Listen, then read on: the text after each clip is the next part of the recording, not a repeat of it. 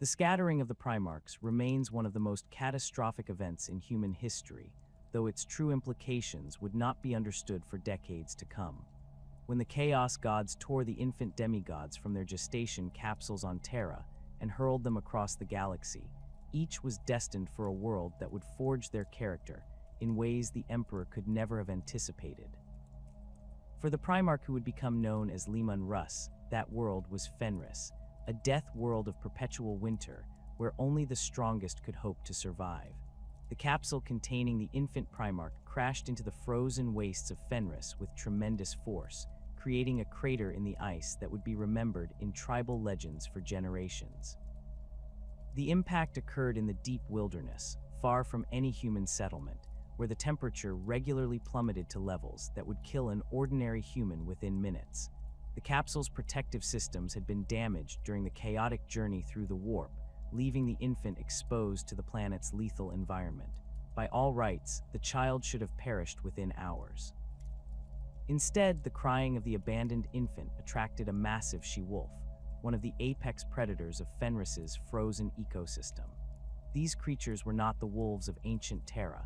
Millennia of evolution on a death world had made them larger, more intelligent, and infinitely more dangerous. The she-wolf that discovered the Primarch was particularly impressive, standing nearly as tall as a grown man at the shoulder, with ice-blue eyes that reflected an intelligence bordering on human. Her pack had been killed in a territorial dispute with a rival group, leaving her alone and without cubs of her own. The she-wolf's decision to adopt the human infant defied natural instinct, yet something about the child compelled her protection. Perhaps it was the Primarch's innate psychic presence, or perhaps the wolf recognized something in the infant that transcended species. She carried the child back to her den, a cave system carved into a cliff face that provided shelter from Fenris's howling winds. There, she nursed him alongside the few surviving cubs from her pack, teaching him the ways of survival in the harshest environment imaginable. The young Primarch grew with supernatural speed, as was the nature of his kind. Within months, he was walking and running with the pack, his enhanced physiology allowing him to survive temperatures that would freeze blood in a normal human's veins. The she-wolf taught him to hunt, to track prey across miles of frozen terrain, and to recognize the subtle signs that meant the difference between life and death in the Fenrisian wilderness. He learned to read the wind patterns that could indicate an approaching blizzard, to identify which ice formations were stable enough to cross, and to distinguish between the calls of different predators in the darkness. The pack hunted the massive elk that roamed the tundra, creatures with antlers spanning 12 feet and thick hides that could turn aside all but the sharpest weapons. They stalked the ice bears, solitary predators that stood 15 feet tall and possessed claws capable of rending steel. Most dangerous of all were the Fenrisian wolves themselves, rival packs that competed for the same territory and prey. The young Primarch learned that survival meant constant vigilance, that weakness invited death, and that the pack was everything. As he grew, the Primarch began to display abilities that set him apart even from his adoptive family. His strength exceeded that of creatures many times his size, and his senses became so acute that he could track prey by scent alone across vast distances. He could see clearly in the perpetual twilight of Fenris's winter, and his hearing could distinguish individual heartbeats from hundreds of yards away. Most remarkably, he seemed to possess an instinctive understanding of the pack dynamics that governed all life on Fenris, the complex hierarchies of dominance and submission that determined survival. The first humans the young Primarch encountered were a hunting party from the Russ tribe, one of the larger clans that inhabited the more hospitable regions of Fenris. They had been tracking a wounded ice bear when they stumbled upon the Primarch's pack feeding on a fresh kill. The hunters were hardened warriors, survivors of countless battles against both human enemies and the planet's indigenous predators, yet they were stunned by what they witnessed. A human child, no more than 10 years old by appearance, stood among a pack of Fenrisian wolves as their equal, sharing in their feast with blood on his hands and ice in his hair. The leader of the hunting party was Thengir, a grizzled veteran whose scars told the story of decades spent fighting for survival on Fenris. He recognized immediately that this was no ordinary child. The boy's physique was already that of a warrior, his muscles defined despite his apparent youth, his eyes holding an intelligence and ferocity that belonged to no human child. When Thengir called out to him, the boy responded in the growling, guttural language of the wolves, though he seemed to understand the human words. The she-wolf that had raised him positioned herself protectively between the hunters and her adopted cub, her hackles raised and fangs bared. For a tense moment, violence seemed inevitable. The hunters had their weapons ready, knowing that Fenrisian wolves were among the most dangerous predators on the planet. But the young Primarch stepped forward, placing a calming hand on his adoptive mother's flank, and spoke his first words in the human tongue, words that would echo through Fenrisian legend for millennia to come. Thengir recognized the potential in the wolf child and convinced him to return to the tribe's settlement. The she-wolf followed at a distance, unwilling to abandon her adopted cub entirely. The Russ tribe's Great Hall was a massive structure built from the bones and hide of great beasts, its walls decorated with the trophies of countless hunts. Here, the young Primarch encountered human civilization for the first time, though Fenrisian society bore little resemblance to the refined cultures of more civilized worlds. The Russ tribe, like all Fenrisian clans, lived by a code that valued strength above all else. Their society was built around the concept of the pack, with clear hierarchies established through combat and maintained through constant testing. Warriors earned their place through prowess in battle, and leadership was determined by the ability to inspire loyalty and fear in equal measure. The weak were cast out to die in the wilderness, while the strong rose to positions of power and responsibility. Thengir adopted the wolf child as his own son, giving him the name Leman Russ, Leman meaning wolf friend in the ancient Fenrisian tongue. The young Primarch adapted to human society with the same supernatural speed that had marked his physical development. He learned to speak fluently within weeks, mastered the use of weapons within months, and began to understand the complex social dynamics that governed tribal life. The culture of Fenris was shaped by the planet's unforgiving environment. Death was a constant companion, whether from the cold, from predators, or from rival tribes competing for the same scarce resources. This proximity to mortality had created a society that celebrated the warrior's death above all else. To die in battle was the highest honor, while dying in one's bed was considered shameful. The Fenrisians believed that warriors who fell in combat would feast eternally in the halls of their ancestors, while cowards would wander the frozen wastes as dishonored spirits. Honor was not an abstract concept on Fenris, but a practical necessity for survival. A warrior's word was his bond because breaking faith could mean death for an entire tribe. Oaths sworn before the fire were considered sacred, and oath breakers were cast out into the wilderness to face the wolves alone. This code of honor extended to all aspects of life. Warriors shared their kills with the tribe, protected the weak, and faced death without fear or complaint. Pack loyalty was perhaps the most fundamental aspect of Fenrisian culture.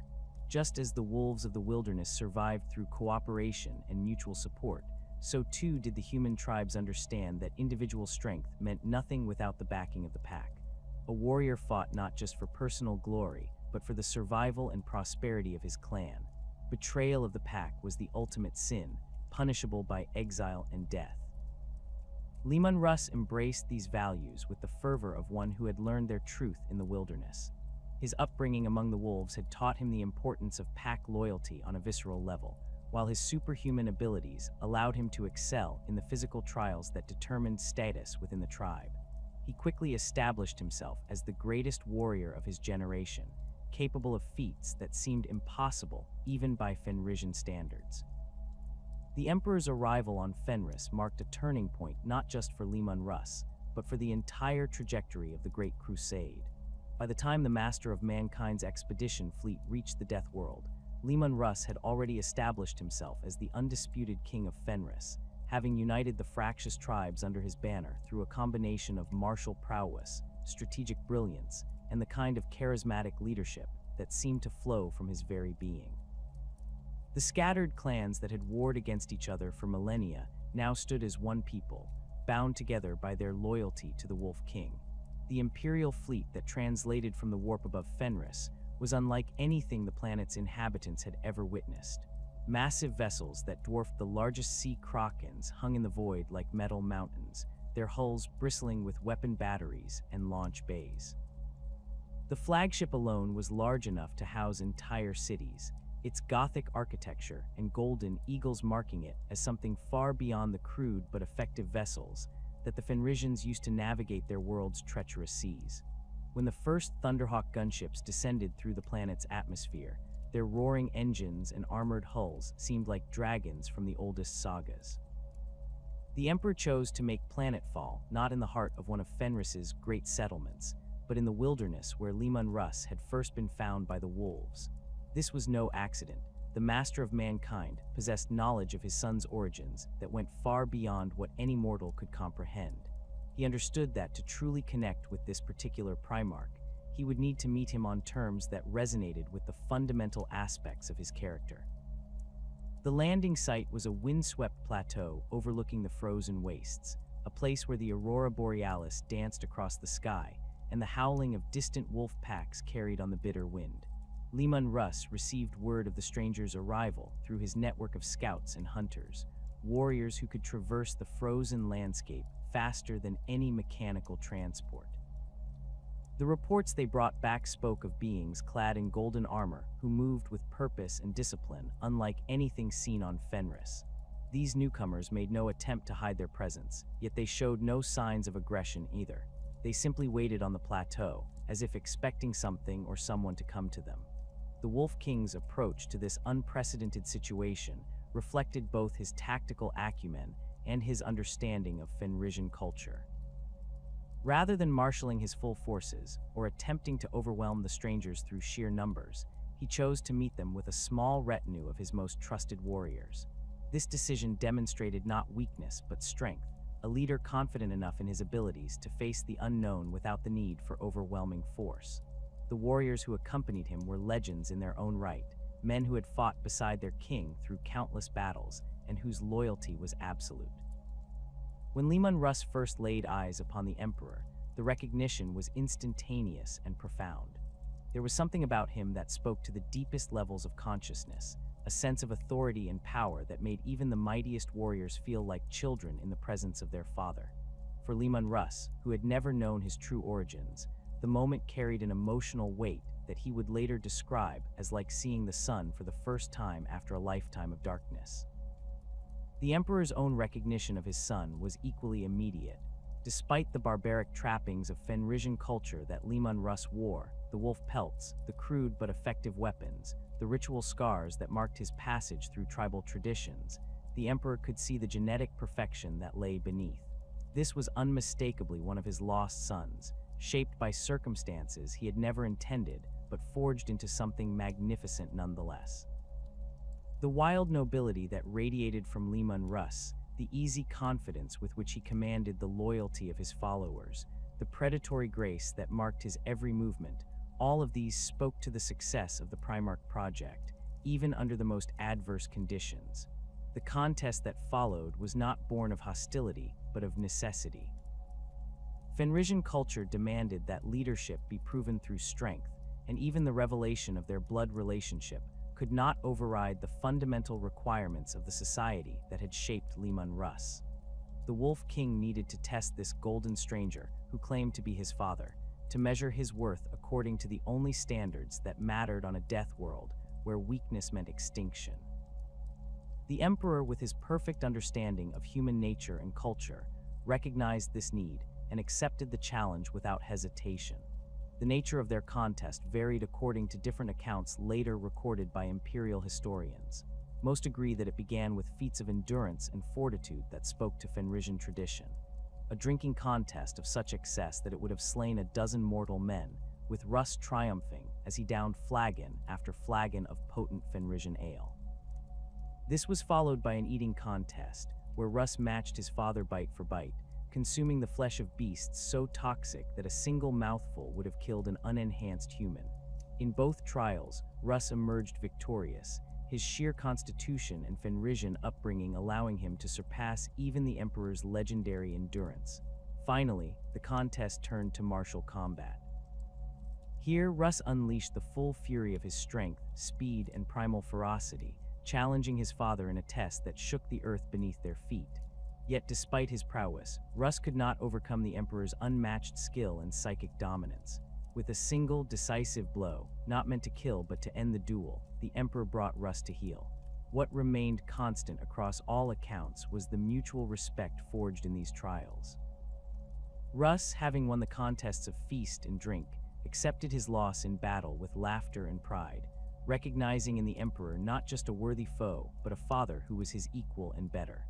The watching Fenrisians roared approval as their king met his match for the first time in living memory, witnessing a spectacle that blended their love of boasting contests with the deadly seriousness of warrior tradition.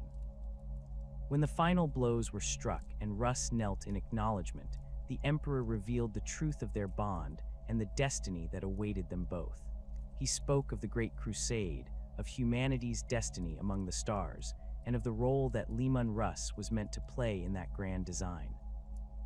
The revelation that he was not merely the greatest warrior on Fenris, but one of 20 genetically engineered demigods created to lead humanity's expansion across the galaxy struck Leman Russ with the force of a physical blow.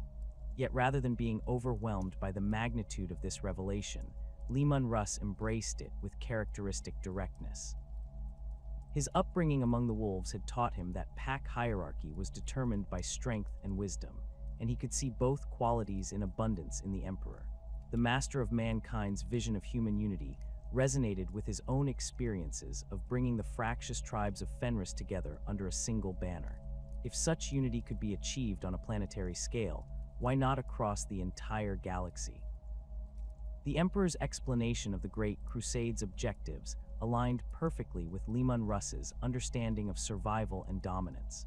Humanity was scattered across the galaxy, divided into countless factions that warred against each other, while alien predators and the forces of chaos threatened their very existence.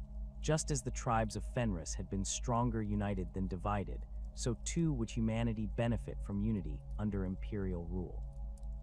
The strong would lead, the weak would follow or be cast aside, and the pack would grow until it encompassed every human world in the galaxy. The assignment of the 6th Legion to Leman Russ represented one of the most significant transformations in the history of the Space Marine Legions. The warriors who had been created from his genetic template possessed many of his physical and psychological characteristics, but their upbringing in the sterile laboratories and training facilities of Terra had produced soldiers rather than the kind of primal warriors that Fenris demanded. They were disciplined, skilled, and utterly loyal to the Emperor, but they lacked the savage edge that would make them truly effective in the kind of warfare that lay ahead. Leman Russ recognized this deficiency immediately upon meeting his gene sons for the first time. These were warriors who had been trained to fight according to the codex patterns established during the early years of the Great Crusade, specialists in combined arms tactics and siege warfare who approached combat with methodical precision. They were undoubtedly effective, but they fought like machines rather than like the apex predators that their genetic heritage suggested they should be. The transformation that followed would reshape not just their tactical doctrine, but their very identity as Space Marines. The process of turning the 6th Legion into the Space Wolves began with the integration of Fenrisian culture into every aspect of their existence. Leman Russ understood that true warriors were not created through training alone, but through the adoption of a warrior ethos that permeated every aspect of life. The Legion's homeworld was relocated to Fenris, where new recruits would be drawn from the planet's population of survivors, rather than from the more civilized worlds that had previously supplied the 6th Legion's ranks. The selection process for new Space Wolves reflected the harsh realities of Fenrisian life. Potential recruits were not chosen based on academic achievement or noble birth, but on their ability to survive in conditions that would kill ordinary humans. They were tested in the wilderness, forced to hunt the great beasts of Fenris, and required to demonstrate not just physical prowess, but the kind of pack loyalty that was essential to survival on the Death World. Those who proved themselves worthy were inducted into the Legion through rituals that combined Imperial technology with Fenrisian tradition. The transformation of the Legion's culture extended far beyond recruitment practices. The rigid hierarchies and formal protocols that characterized other Space Marine legions were replaced with a more flexible structure based on the pack dynamics that Leman Russ had learned during his youth among the wolves. Companies became great companies, each led by a wolf lord who commanded through a combination of martial prowess and the respect of his subordinates. The emphasis shifted from following orders without question to understanding the spirit of those orders and adapting them to changing battlefield conditions. This cultural transformation was not without its challenges. Many of the Terran-born Space Marines who had served with the 6th Legion since its founding struggled to adapt to the new paradigm. They had been raised to value discipline above all else, to see emotion as weakness, and to approach warfare as a science rather than an art. The Fenrisian way of war, with its emphasis on individual initiative and savage aggression, seemed almost barbaric to warriors who had been trained in the finest tactical academies of Terra. Leman Russ addressed these concerns through a combination of patience and demonstration. He understood that his Terran-born sons were not inferior warriors, but products of a different environment, and he worked to show them how Fenrisian methods could enhance rather than replace their existing skills. The wolf-like pack tactics that had served him so well on his homeworld proved equally effective when applied to Space Marine warfare, allowing for rapid adaptation to changing battlefield conditions and the kind of aggressive pursuit that could turn tactical victories into strategic triumphs. The early campaigns of the Great Crusade that followed the Space Wolves' transformation provided ample opportunity to test these new methods in actual combat. The Legion was assigned to compliance actions on worlds that had proven resistant to Imperial diplomacy, places where the combination of human stubbornness and alien influence had created situations that required more than conventional military solutions.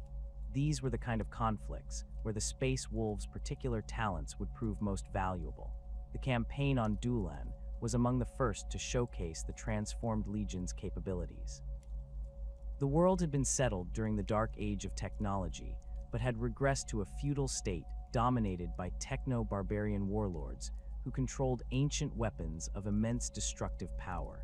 Previous Imperial attempts at compliance had failed when conventional tactics proved inadequate against enemies who combined primitive savagery with sophisticated technology.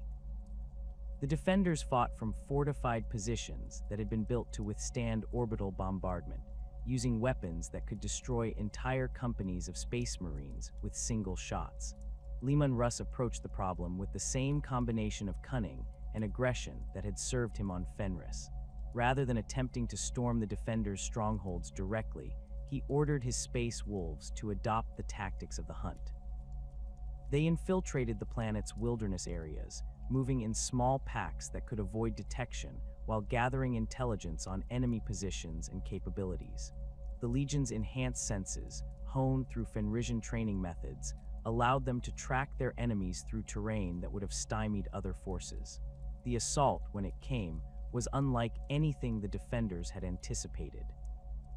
The Space Wolves struck simultaneously at dozens of targets, using their intimate knowledge of the terrain to approach undetected and their savage ferocity to overwhelm defenders before they could bring their superior weapons to bear.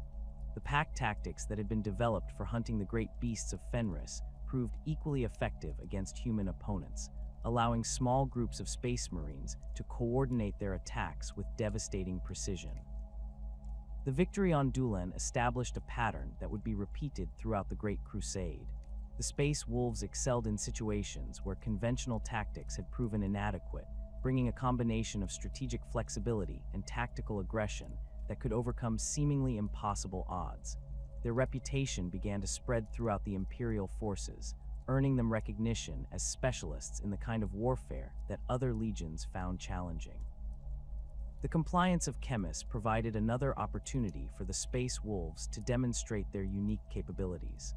The world was dominated by a techno-cult that had achieved a form of immortality through cybernetic enhancement, creating a society of machine-augmented humans who viewed organic life as inherently inferior. Their cities were vast mechanical complexes that operated according to predetermined algorithms, defended by automated systems that could calculate and counter conventional military tactics with mechanical precision.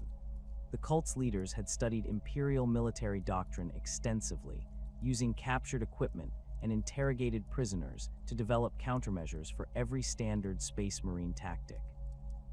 They had prepared for siege warfare, drop pod assaults, and armored spearheads, creating defensive systems that could neutralize each approach before it could achieve meaningful success.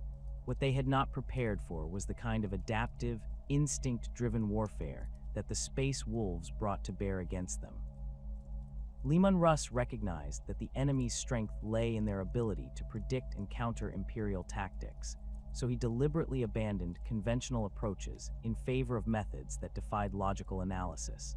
The space wolves attacked in patterns that seemed random, but were actually based on the hunting instincts that had been honed through generations of survival on Fenris. They struck where the enemy was weakest, withdrew when resistance stiffened, and regrouped for attacks from unexpected directions. The machine cult's defensive algorithms, designed to counter rational military strategies, proved inadequate against opponents who fought according to instincts that predated human civilization. The space wolves moved through the mechanical cities like wolves stalking prey, using their enhanced senses to identify weaknesses that no amount of calculation could have predicted. They turned the enemy's technological superiority against them, using the very predictability of mechanical systems to anticipate defensive responses and exploit gaps in coverage. The transformation of the 6th Legion into the Space Wolves required a complete reimagining of recruitment practices that would reflect the harsh realities of Fenrisian culture. Unlike other Space Marine legions that drew their aspirants from civilized worlds through formal selection processes, the Space Wolves adopted methods that mirrored the brutal trials of survival that had shaped their Primarch. The recruitment grounds were not academies or training facilities, but the frozen wilderness of Fenris itself, where only the strongest and most adaptable could hope to survive long enough to earn consideration for the Legion's ranks. The process began with the choosers of the slain, veteran Space Wolves, who traveled throughout Fenris to observe the planet's tribal conflicts and identify potential recruits. These warriors possessed an almost supernatural ability to recognize the qualities that would make a successful space wolf, looking beyond mere physical prowess to identify the kind of primal ferocity and pack loyalty that characterized the Legion. They watched from concealment as young warriors faced impossible odds, noting those who fought with the savage determination that marked true survivors rather than those who simply possessed superior training or equipment. The initial selection occurred during the Great Tribal Wars that swept across Fenris with seasonal regularity. These conflicts were not mere skirmishes, but massive campaigns that could involve thousands of warriors and determine the fate of entire clans. The frozen battlefields became testing grounds where potential recruits demonstrated their worthiness through actual combat rather than artificial trials. Those who showed exceptional courage, tactical acumen, or the ability to inspire loyalty in their comrades were marked for further observation. The chosen aspirants faced trials that would have killed ordinary humans within hours of beginning. They were stripped of their tribal affiliations and cast into the deep wilderness during the worst storms of Fenris's winter season, armed with nothing but basic survival gear and the knowledge they had gained during their upbringing among the tribes. The landscape itself became their enemy, with temperatures that could freeze exposed flesh in minutes and winds that could knock a grown man from his feet. Blizzards that lasted for days reduced visibility to mere yards, while crevasses hidden beneath thin layers of snow waited to swallow the unwary. The aspirants had to demonstrate their ability to hunt and kill the great beasts of Fenris using only primitive weapons. They stalked ice bears through terrain where a single misstep could mean death, tracked Fenrisian elk across miles of frozen wasteland, and faced down packs of wolves that tested their courage and determination. Each kill required not just physical strength, but the kind of tactical thinking that separated survivors from victims. They had to learn to read the subtle signs that indicated the presence of predators, to understand wind patterns that could carry their scent to prey, and to identify the weak points in creatures that possessed natural armor thicker than ceramite. The psychological trials were equally demanding. Aspirants faced the Drunken Remembrancer, a test that combined massive consumption of Fenrisian ale with the recitation of complex sagas that detailed the deeds of legendary heroes. The alcohol was potent enough to kill unenhanced humans, yet the aspirants were expected to maintain perfect recall of stories that could last for hours while consuming quantities that would have incapacitated entire squads of Imperial guardsmen. This trial tested not just physical tolerance but mental discipline and the ability to function under extreme duress. The trial of Morkai represented the final and most dangerous test that aspirants faced before induction into the Legion. Named after the two-headed wolf of Fenrisian mythology that guarded the gates between life and death, this trial required aspirants to venture into the deepest caves beneath Fenris's surface, where they faced creatures that existed nowhere else in the galaxy. These subterranean predators had evolved in complete darkness, developing senses and abilities that made them uniquely dangerous to surface dwellers. The caves themselves presented hazards that went beyond mere predators. Ancient ice formations created mazes that could trap the unwary for weeks, while pockets of toxic gas accumulated in low-lying areas where they could kill through a single breath. Underground rivers of near-freezing water carved channels through the rock, creating obstacles that required both courage and skill to overcome. The aspirants had to navigate these dangers while being hunted by creatures that knew every passage and hiding place in their domain. Those who survived the trials and proved worthy of induction faced the process of genetic modification that would transform them into space marines. The gene seed implantation followed the same basic procedures used by all space marine legions, but the space wolves had developed additional modifications that reflected their unique nature. The Canis helix, a genetic quirk specific to Leman Russ's gene line, enhanced the natural predatory instincts of new recruits while also carrying the risk of genetic instability that could result in physical mutation or psychological changes. The organizational structure that emerged from this recruitment process differed significantly from the rigid hierarchies that characterized other Space Marine legions. Rather than organizing into companies of fixed size and composition, the Space Wolves adopted a system based on great companies that reflected the pack dynamics of their homeworld. Each great company was led by a wolf lord who commanded through personal charisma and demonstrated prowess rather than simple rank designation. These leaders were chosen not through political maneuvering or administrative skill, but through their ability to inspire absolute loyalty in their subordinates and lead from the front in the most dangerous situations. The great companies varied in size and composition based on the personality and preferences of their wolf lords. Some commanders preferred smaller, more elite formations that could operate independently for extended periods, while others led massive formations that could overwhelm enemies through sheer numbers and ferocity. This flexibility allowed the Space Wolves to adapt their organization to match the specific requirements of different campaigns and operational environments. Within each great company, the traditional Space Marine rank structure was replaced with titles that reflected Fenrisian culture and the pack mentality that dominated Legion thinking.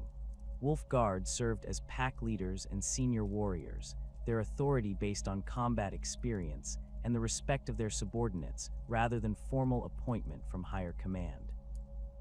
These veterans wore Terminator armor when available and carried the finest weapons that the Legion could provide, but their true authority came from their proven ability to lead by example in the most desperate situations. Long Fangs represented the heavy weapons specialists of the Space Wolves, warriors who had survived long enough to master the complex systems required to operate Devastator weapons effectively. Their nickname reflected both their advanced age by Space Marine standards and their role as the pack's long-range hunters, capable of bringing down the largest prey from distances that kept them safe from retaliation. These veterans possessed an almost supernatural ability to read battlefield conditions and identify the most critical targets, often turning the tide of engagements through precisely timed fire support. Grey Hunters formed the backbone of each great company, experienced warriors who had proven themselves in multiple campaigns, but had not yet achieved the veteran status of the Wolf Guard. They combined the savage aggression of younger Space Wolves with the tactical acumen that came from surviving numerous battles, making them ideally suited for the kind of flexible operations that characterized Space Wolves' warfare. Their gray armor reflected their status as mature predators who had learned to balance ferocity with cunning. Blood Claws represented the newest members of each great company, young space marines whose genetic modifications were still stabilizing and whose combat experience was limited to the trials they had faced during recruitment.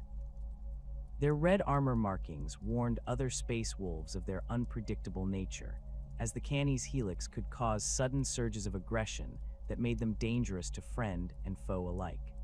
These warriors were typically deployed in assault roles where their natural ferocity could be channeled effectively, though they required careful supervision to prevent their enthusiasm from compromising mission objectives. The integration of Fenrisian culture into Legion practices extended far beyond organizational structure to encompass every aspect of Space Wolves' identity. The importance of sagas in preserving the memory of great deeds became central to Legion tradition, with each great company maintaining detailed oral histories that recorded the accomplishments of its warriors. These stories served not just as entertainment, but as tactical instruction, preserving lessons learned in combat and ensuring that future generations could benefit from the experiences of their predecessors.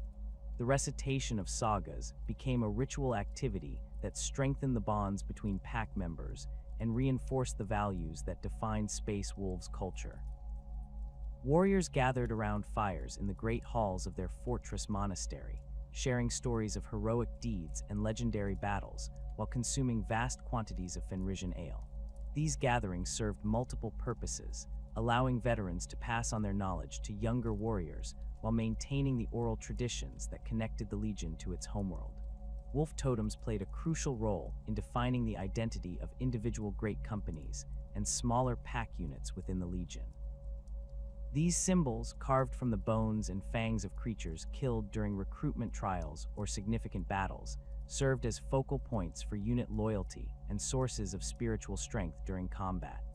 Each totem carried specific meanings that reflected the characteristics and achievements of the warriors who bore it, creating a complex system of heraldry that was immediately recognizable to other space wolves. The selection and creation of wolf totems followed ancient Fenrisian traditions that predated the arrival of the Emperor on the planet. Warriors earned the right to bear specific totems through deeds performed in combat, with the most prestigious symbols reserved for those who had demonstrated exceptional courage or tactical brilliance. The process of carving and consecrating new totems involved elaborate rituals that combined imperial technology with shamanic practices inherited from tribal culture. Rune priests occupied a unique position within the Space Wolves hierarchy, serving as both spiritual leaders and tactical assets in a way that had no equivalent in other Space Marine legions. These psykers drew their power not from the formal training provided by imperial institutions, but from traditions that stretched back to the earliest days of human settlement on Fenris. They viewed their abilities as gifts from the planet itself, rather than dangerous mutations that required constant monitoring and control. The training of rune priests combined practical instruction in the use of psychic powers with immersion in Fenrisian mythology and spiritual practices. They learned to read the patterns of fate in the casting of carved bone runes, to commune with the spirits of great wolves through meditation and ritual, and to channel the raw power of Fenris's storms through their own psychic abilities. This approach to psyker development produced warriors who were both more stable and more powerful than their counterparts in other legions, though it also made them somewhat suspect to imperial authorities who preferred more orthodox methods. The specialized units that emerged from this cultural integration reflected the unique tactical requirements of Space Wolves warfare. Wolf Scouts represented the elite reconnaissance specialists of the Legion, warriors who combined the tracking skills learned during their tribal upbringing with advanced imperial technology to create the most effective infiltration units in the Space Marine forces. These warriors could move through enemy territory for weeks without detection, gathering intelligence and preparing the way for larger formations to follow. The selection process for Wolf Scouts was even more rigorous than the standard recruitment trials, as these warriors needed to demonstrate not just physical prowess, but the kind of patience and cunning that characterized the most successful predators. They underwent additional training in advanced camouflage techniques, silent movement, and long-range marksmanship, developing skills that allowed them to operate independently in hostile territory for extended periods. Their role extended beyond simple reconnaissance to include sabotage, assassination, and the kind of psychological warfare that could demoralize enemy forces before the main assault began. The equipment used by Wolf Scouts reflected their specialized role and the harsh conditions they were expected to operate in. Their armor was modified for maximum stealth capability, with sound dampeners and visual camouflage systems that could make them nearly invisible to most detection methods. They carried specialized weapons designed for silent killing, including monomolecular blades that could cut through most materials without making sound, and modified bolt weapons that used subsonic ammunition to avoid detection. The tactical doctrine that governed Wolf Scout operations emphasized flexibility and individual initiative over rigid adherence to predetermined plans. These warriors were trained to adapt their methods to match local conditions and enemy capabilities, using their enhanced senses and Fenrisian-trained instincts to identify opportunities that might not be apparent to conventionally trained soldiers. Their reports provided Space Wolves commanders with detailed intelligence about enemy dispositions and capabilities, allowing for the kind of precise strikes that characterized successful pack hunting. The integration of these various elements created a legion that was unlike any other in the Imperial forces. The Space Wolves combined the savage ferocity of Fenrisian tribal culture with the advanced technology and tactical doctrine of the Space Marines, producing warriors who were equally comfortable fighting in the frozen wilderness of their homeworld or the void battles that characterized much of the Great Crusade. Their unique approach to warfare made them particularly effective in situations where conventional tactics had proven inadequate, earning them a reputation as specialists in the most challenging military operations. The transformation of Leman Russ from tribal king to Primarch of the 6th Legion brought with it responsibilities that extended far beyond conventional military command. While his brother Primarchs were designed to be generals, conquerors, and builders of the Imperium, Leman Russ was quietly assigned a role that would set him apart from all others, that of the Emperor's executioner. This designation was not ceremonial, but represented a carefully calculated decision by the Master of Mankind, who recognized that the Great Crusade would inevitably produce situations where conventional solutions would prove inadequate. The Emperor's selection of Leman Russ for this role reflected both the Primarch's unique psychological makeup and the particular capabilities of his legion. The Wolf King's upbringing among the predators of Fenris had instilled in him an understanding of necessity that transcended moral considerations.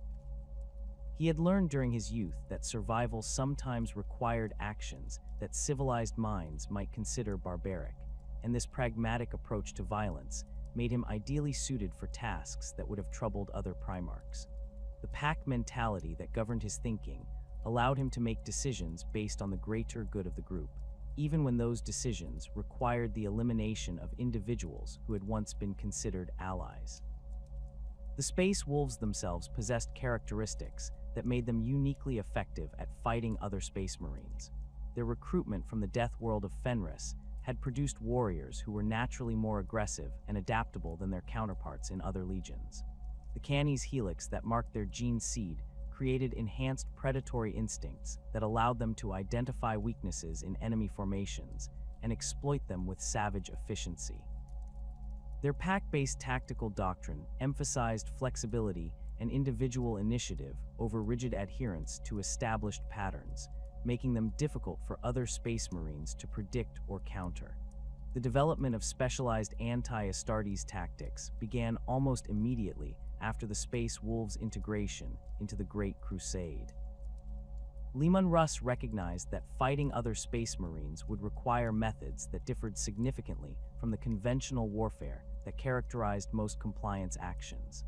Space Marines were trained to counter the tactics used by human armies, alien forces, and even other enhanced warriors, but they were not prepared to face opponents who understood their capabilities intimately, and had developed specific countermeasures for their standard operating procedures.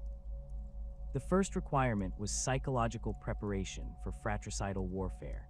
The concept of fighting other space marines challenged fundamental assumptions about imperial unity and the brotherhood that supposedly existed between all servants of the Emperor.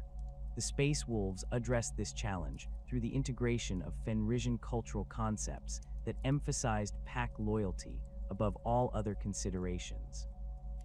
Warriors were taught to view other legions not as brothers, but as potential rivals whose loyalty to the pack could not be assumed. This mindset allowed them to overcome the hesitation that might have affected other space marines when ordered to turn their weapons on fellow servants of the Emperor. The tactical modifications required for anti-Astartes warfare focused on exploiting the predictable nature of space marine doctrine and equipment. Standard space marine tactics emphasized combined arms operations, with tactical squads providing flexible fire support while specialized units handled specific threats. The Space Wolves developed methods for disrupting these coordination patterns, using their enhanced mobility and pack hunting instincts to isolate enemy units and defeat them in detail before they could coordinate effective responses. The equipment modifications were equally important. Standard bolt weapons, while effective against most enemies, were less reliable against space marine power armor. The Space Wolves developed specialized ammunition types that could penetrate ceramite more effectively, including mass reactive shells that were designed to detonate after penetrating armor rather than upon impact. Their close combat weapons were modified to exploit the weak points in power armor systems, with many warriors carrying weapons specifically designed to sever the cables and joints that allowed powered armor to function. The Space Wolves also developed tactics for countering the specific advantages that other legions possessed. They studied the fighting styles and preferred strategies of their brother legions, identifying weaknesses that could be exploited in potential conflicts. The methodical approach favored by the Iron Warriors could be countered through rapid redeployment and attacks from unexpected directions. The disciplined formations used by the Ultramarines could be disrupted through the kind of savage assault that characterized Fenrisian warfare. The technological superiority of the Iron Hands could be negated through tactics that forced close combat where their mechanical enhancements provided less advantage. The first opportunities to test these specialized capabilities came during the compliance actions that followed the discovery of the Lost Legions. The exact nature of these conflicts remains shrouded in deliberate obscurity, but fragmentary records suggest that both the 2nd and 11th Legions were discovered to have committed acts that threatened the stability of the Great Crusade itself. The Emperor's response to these transgressions required a level of discretion and effectiveness that could only be provided by warriors specifically trained for such operations. The involvement of the Space Wolves in these actions was never officially acknowledged, but subtle evidence suggests their participation in events that led to the complete erasure of 2 entire Space Marine legions from Imperial records. The logistics alone of such an undertaking would have required the kind of specialized knowledge and equipment that the Space Wolves had developed for anti-Astartes operations. The psychological preparation necessary to carry out such orders would have been beyond the capabilities of legions that had not been specifically conditioned for fratricidal warfare. The aftermath of these conflicts saw significant changes in the composition and capabilities of the Space Wolves Legion. Veterans who had participated in the actions against the Lost Legions were quietly reassigned to specialized units within the Legion, where their experience could be preserved and passed on to future generations without compromising operational security. These warriors formed the core of what would later become known as the Death-Sworn elite units that were trained specifically for the most sensitive operations that the Emperor might require. The burden of this knowledge created a psychological isolation that set Leman Russ apart from many of his brother Primarchs. While other Primarchs could focus on the glory of conquest and the expansion of human dominion, the Wolf King carried the weight of understanding that the Great Crusade's success might require the elimination of those who had once been considered allies. This knowledge affected his relationships with his brothers, creating a subtle distance that many interpreted as aloofness or arrogance, but which actually reflected the lonely responsibility of his unique role. The Emperor's trust in Leman Russ was absolute, but it came with expectations that extended far beyond conventional military command. The Wolf King was expected to make decisions that other Primarchs might find morally troubling, to carry out orders that required a level of pragmatic brutality that few could stomach. This trust was demonstrated through the provision of specialized equipment and intelligence that was not available to other legions, including detailed information about the capabilities and potential weaknesses of his brother Primarchs. The development of the Space Wolves' reputation as the Emperor's executioners was carefully managed to serve multiple purposes.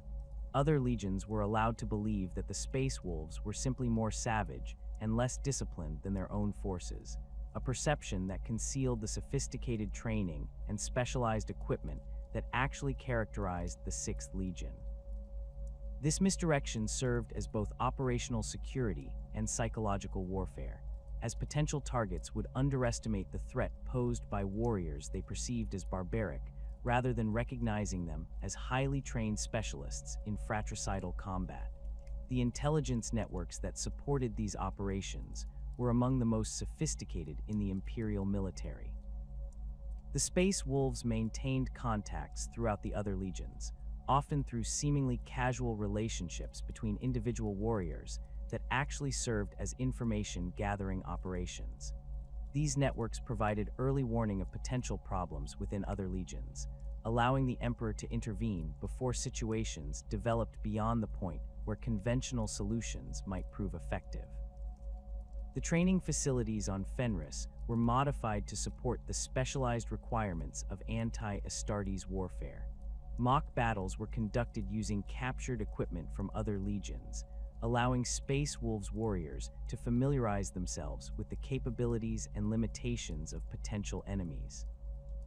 These exercises were conducted under conditions of absolute secrecy, with participants sworn to oaths that carried penalties more severe than death for those who revealed operational details to unauthorized personnel. The psychological conditioning required for this role extended beyond simple preparation for combat against other Space Marines.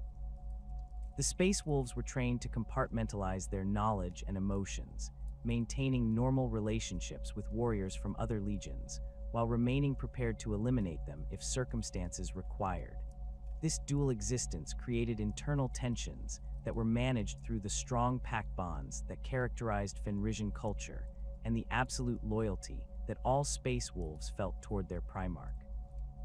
The selection of officers for the most sensitive operations required careful evaluation of psychological profiles and demonstrated reliability under extreme stress.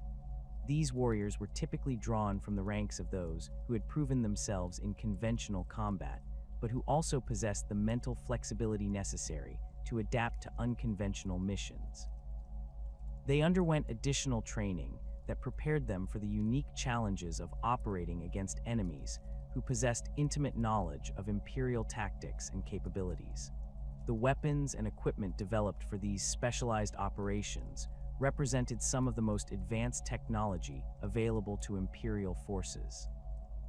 The Space Wolves were provided with prototype weapons that had been designed specifically for use against Space Marine targets, including modified plasma weapons that could penetrate power armor more effectively and specialized ammunition that was optimized for anti-ceramic performance.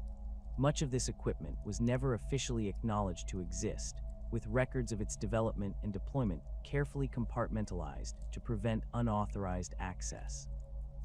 The operational doctrine that governed these missions emphasized speed, surprise, and overwhelming force applied at critical points. The Space Wolves were trained to identify and neutralize enemy command structures before organized resistance could develop, using their knowledge of Space Marine tactical doctrine to predict and counter likely responses. These operations were typically concluded before enemy forces could adapt to the unexpected nature of the attack, preventing the kind of prolonged conflict that might have attracted unwanted attention from other Imperial forces. The success of these operations reinforced the Emperor's confidence in Leman Russ and the Space Wolves, leading to additional assignments that further developed their specialized capabilities. Each mission provided new insights into the challenges of anti-Astartes warfare, lessons that were incorporated into training programs and tactical doctrine for future operations. The cumulative effect was the creation of a military force that was uniquely qualified to handle the most sensitive threats to imperial unity, regardless of their source or nature. The complex web of relationships that developed between the Primarchs during the Great Crusade reflected not only their individual personalities, but also the circumstances of their discoveries and the roles they were assigned within the Emperor's grand design. For Leman Russ, these relationships were shaped by his unique position as the Emperor's executioner, his Fenrisian cultural background, and the fundamental differences in philosophy that separated him from many of his gene-forged brothers. The bonds he formed and the rivalries that emerged would have profound consequences for both the Space Wolves Legion and the broader trajectory of the Imperium. The relationship between Leman Russ and Horus Lupercal began with mutual respect and developed into something approaching genuine friendship during the early decades of the Great Crusade. Horus possessed a charismatic leadership style that resonated with warriors from all legions, and his ability to inspire loyalty transcended the cultural barriers that often separated the Primarchs from one another. The War Master's tactical brilliance and political acumen impressed Leman Russ, who recognized in his brother a kindred spirit when it came to understanding the practical realities of warfare and leadership. Their early campaigns together demonstrated a remarkable compatibility in operational methods.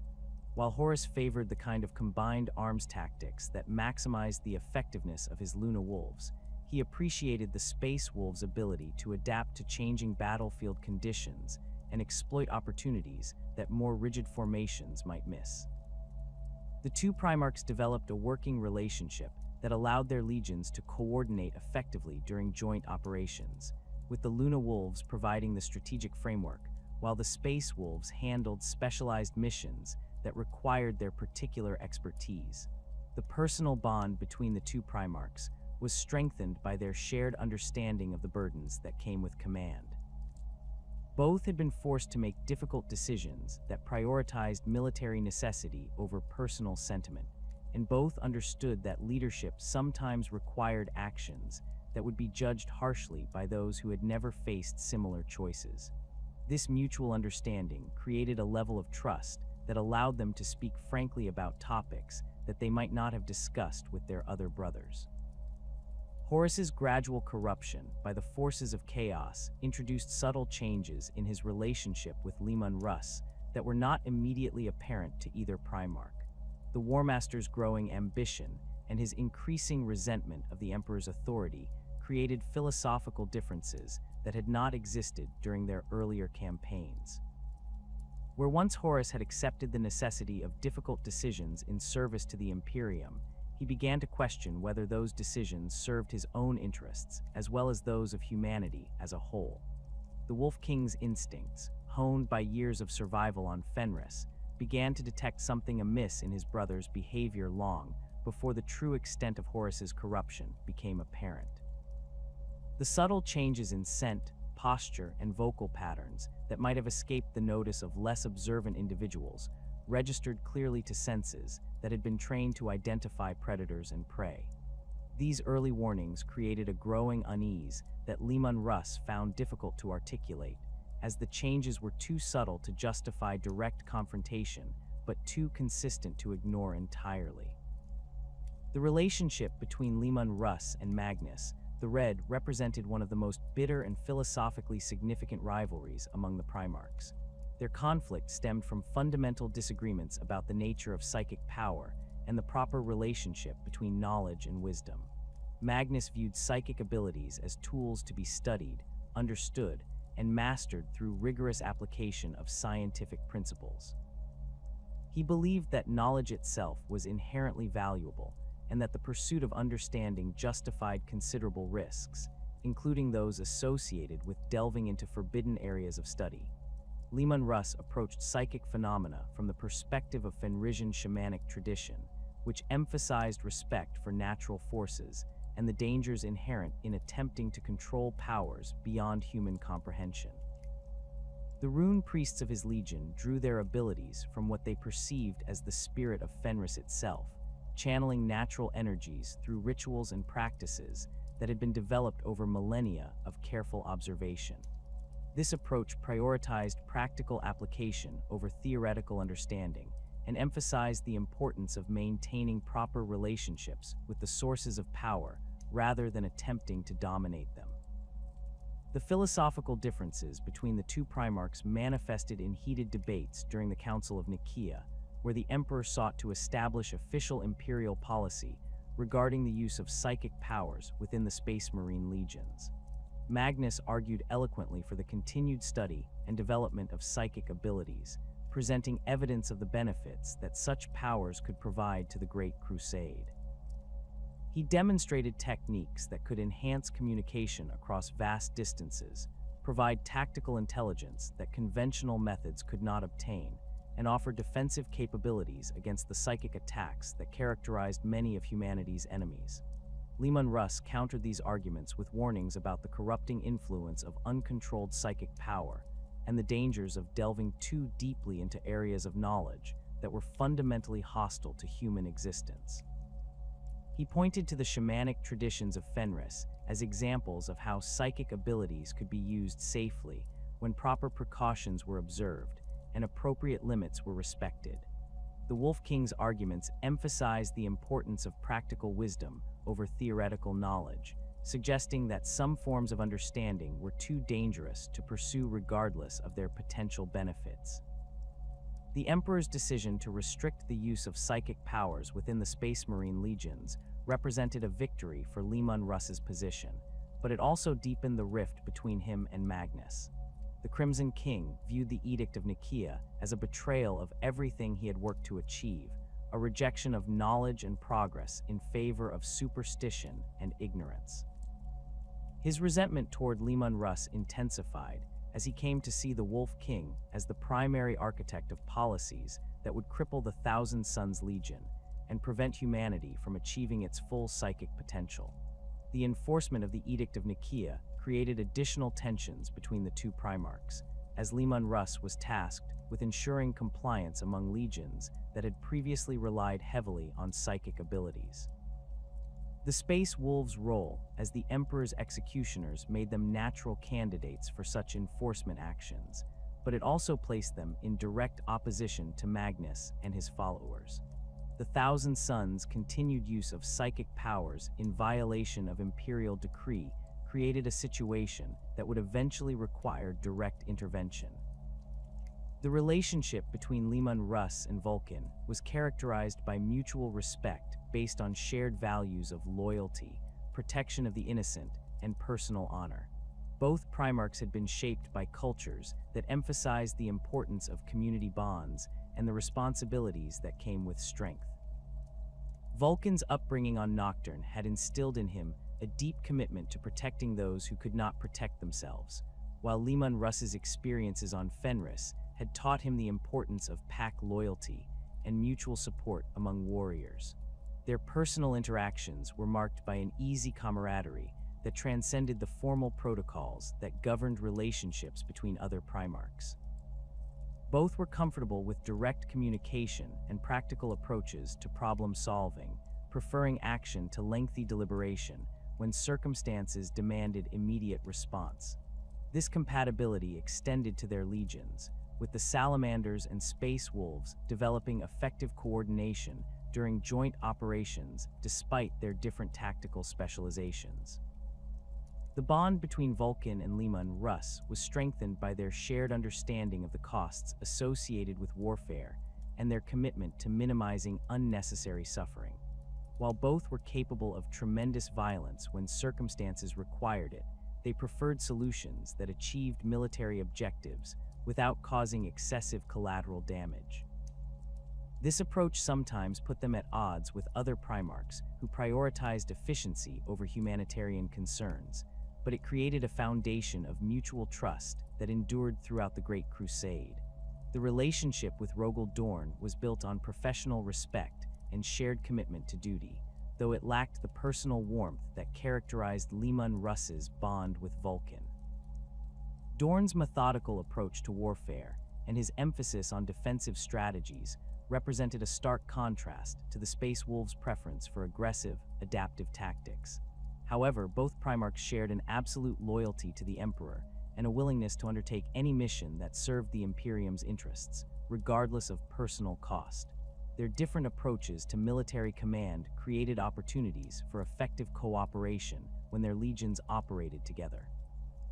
The Imperial Fist's expertise in siege warfare and defensive operations complemented the Space Wolves' abilities in reconnaissance and rapid assault, allowing combined forces to handle a wider range of tactical situations than either legion could manage independently. The personal relationship between the two Primarchs remained cordial but distant, based more on professional necessity than genuine friendship. The tensions between Leman Russ and Robute Guilliman reflected fundamental differences in their approaches to organization, strategy, and the proper conduct of warfare.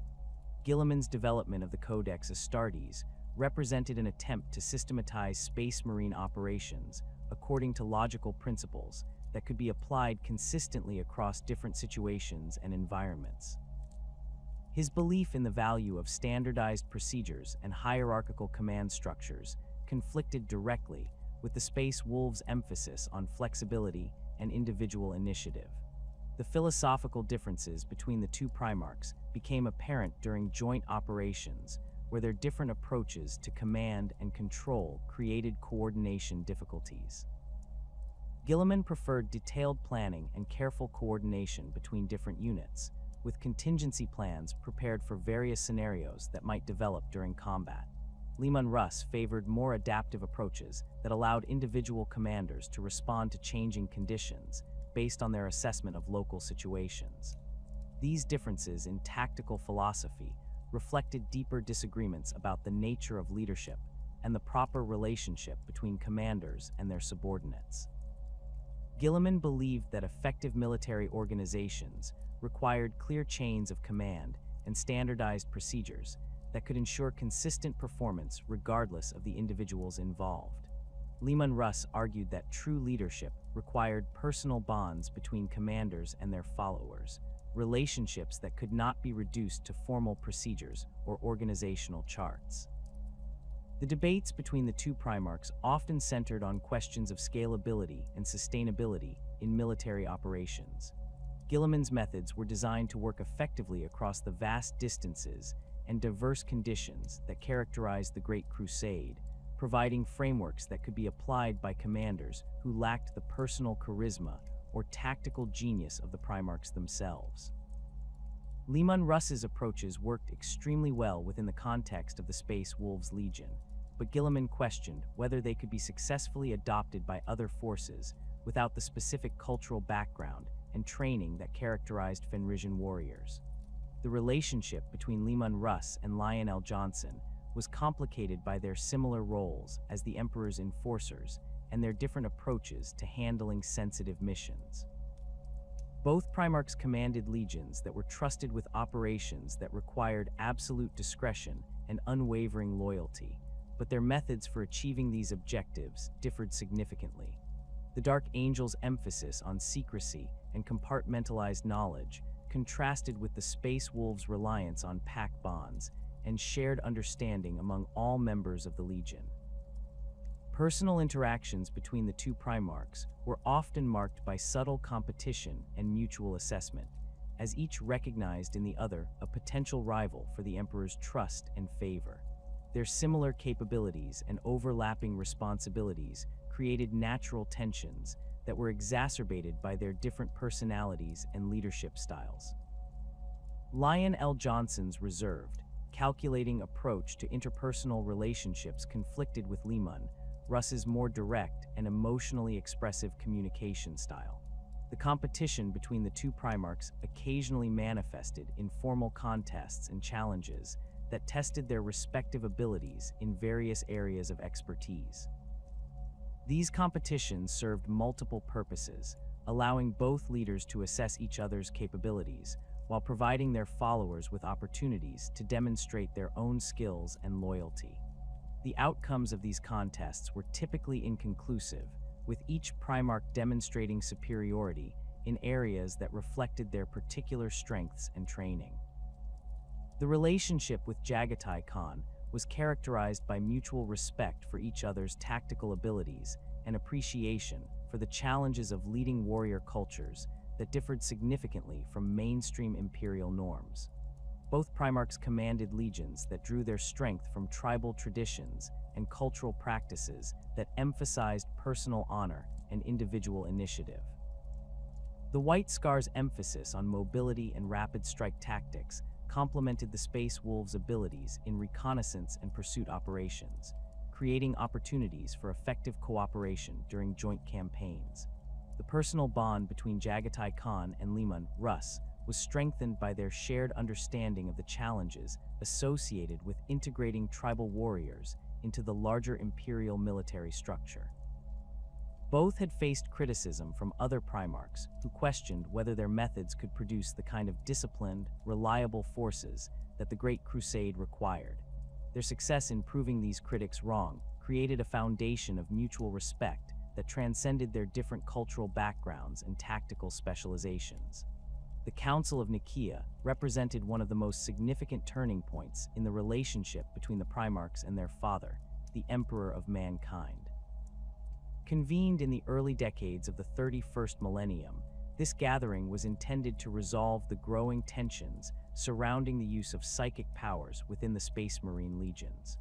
For Leman Russ, the Council provided an opportunity to voice concerns that had been building since his first encounters with Magnus the Red and the practices of the Thousand Sons Legion. The Wolf King's testimony would prove instrumental in shaping imperial policy regarding psychers, though the consequences of these decisions would reverberate far beyond what anyone could have anticipated. The Grand Amphitheater on Nicaea had been constructed specifically for this momentous gathering, its soaring architecture designed to accommodate not only the Primarchs and their retinues, but also representatives from across the Imperium who had been summoned to provide testimony. The structure itself seemed to embody the gravity of the proceedings, with massive columns supporting a dome that stretched toward the heavens, as if reaching for divine guidance in the deliberations that would follow. Banners bearing the heraldry of the Space Marine legions hung from the walls, while the golden aquila dominated the space above the Emperor's throne, its wings spread wide as if to encompass all of humanity under its protection. When Leman Russ rose to address the assembly, his presence commanded immediate attention. The Wolf King had chosen to appear in his full ceremonial regalia, wearing the pelts of great beasts from Fenris alongside the sophisticated armor that marked his status as a Primarch. His massive frame dominated the speaker's podium, while his ice-blue eyes swept across the gathered delegates with the intensity of a predator assessing potential threats. The contrast between his barbaric appearance and the refined setting served to emphasize the fundamental differences in perspective that would define the Council's proceedings.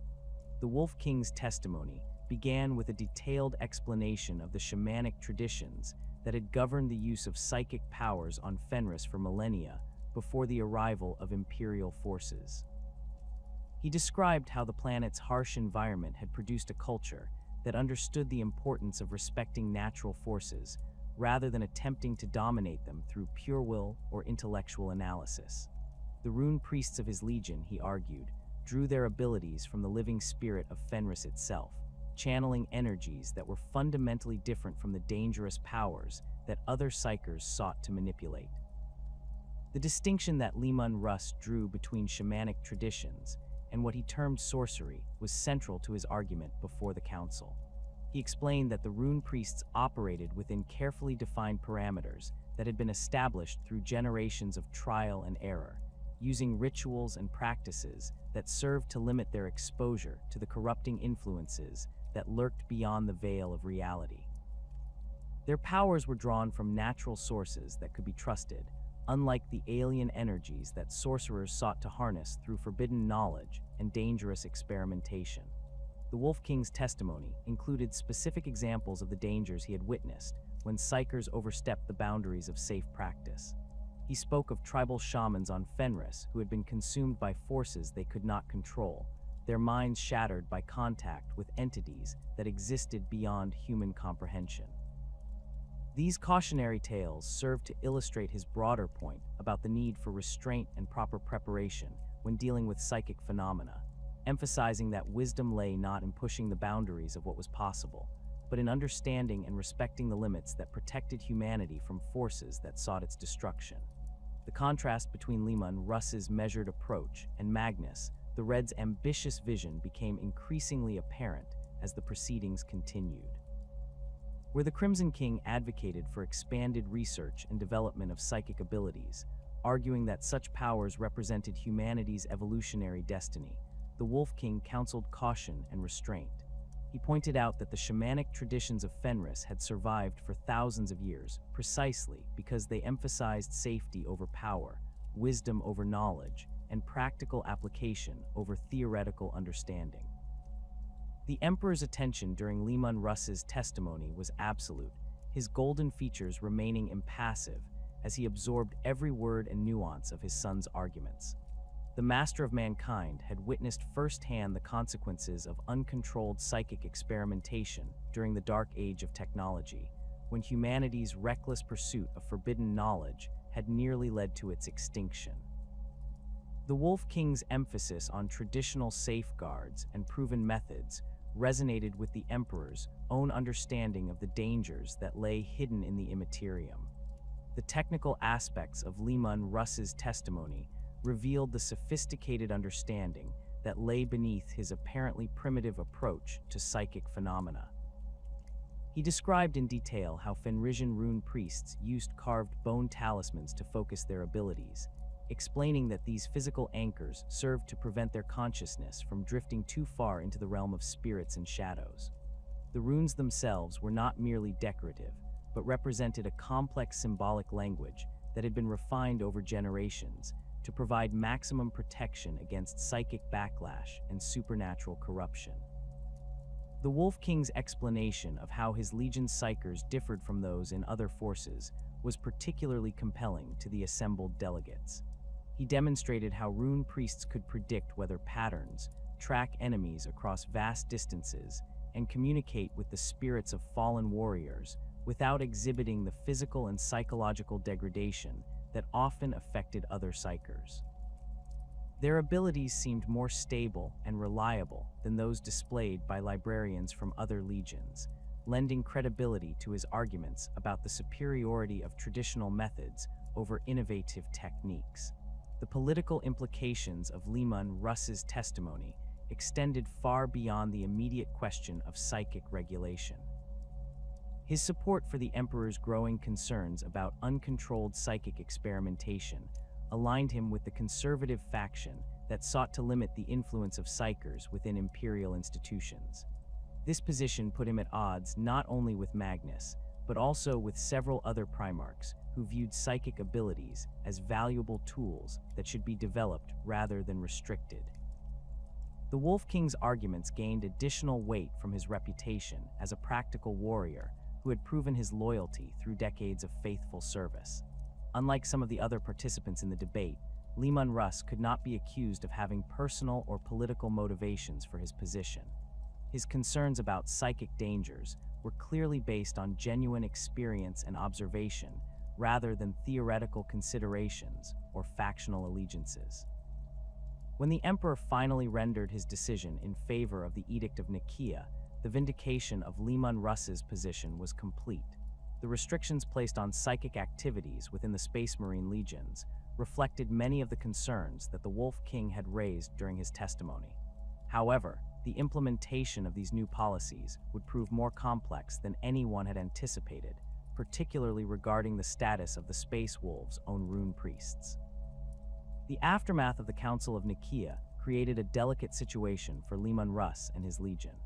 While the Wolf King had successfully argued for restrictions on psychic activities, the edict technically applied to all Space Marine psykers, including the rune priests who served with the Space Wolves.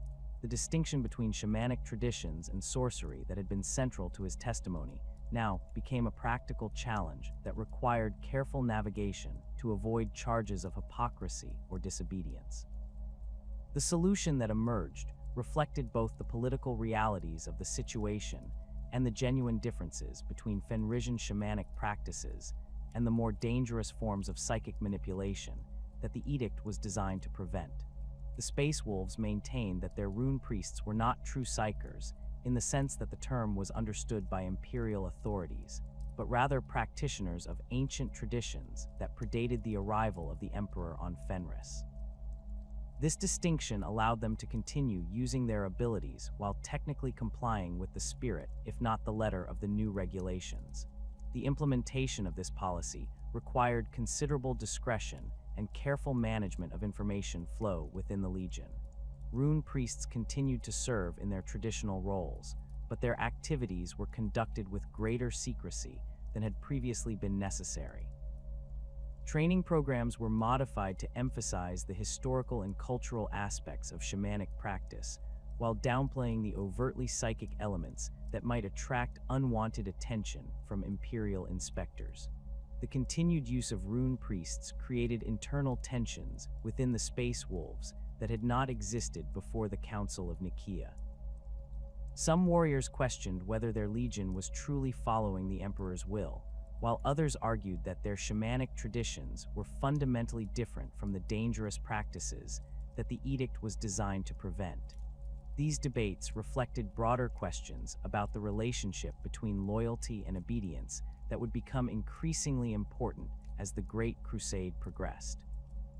The growing tensions with the Thousand Sons Legion represented one of the most significant consequences of the Council of Nicaea for Leman Russ and his warriors. Magnus, the Red's bitter resentment over the restrictions placed on his legion's activities, created a personal animosity that went far beyond tactical or strategic disagreements. The Crimson King viewed the Wolf King as the primary architect of policies that threatened to destroy everything he had worked to achieve, while Leman Russ saw Magnus's continued defiance as evidence of the corruption he had warned against. The philosophical differences between the two Primarchs became increasingly irreconcilable as Magnus continued to pursue forbidden knowledge despite the explicit prohibitions of the edict.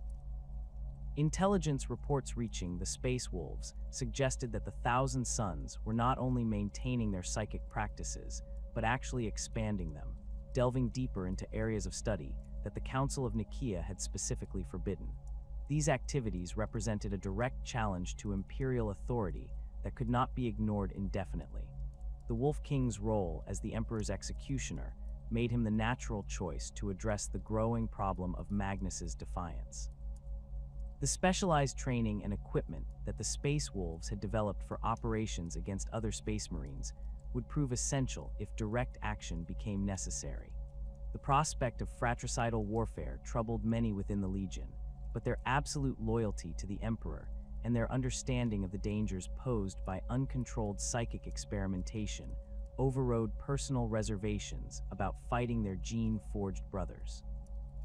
The intelligence networks that monitored the activities of other legions provided increasingly disturbing reports about the Thousand Sons' continued violations of imperial policy. These reports described rituals and experiments that went far beyond anything that had been discussed during the Council of Nicaea, suggesting that Magnus and his followers were actively seeking to expand their psychic abilities regardless of the risks involved. The evidence pointed to contact with entities from beyond the material realm, precisely the kind of dangerous experimentation that the edict had been designed to prevent.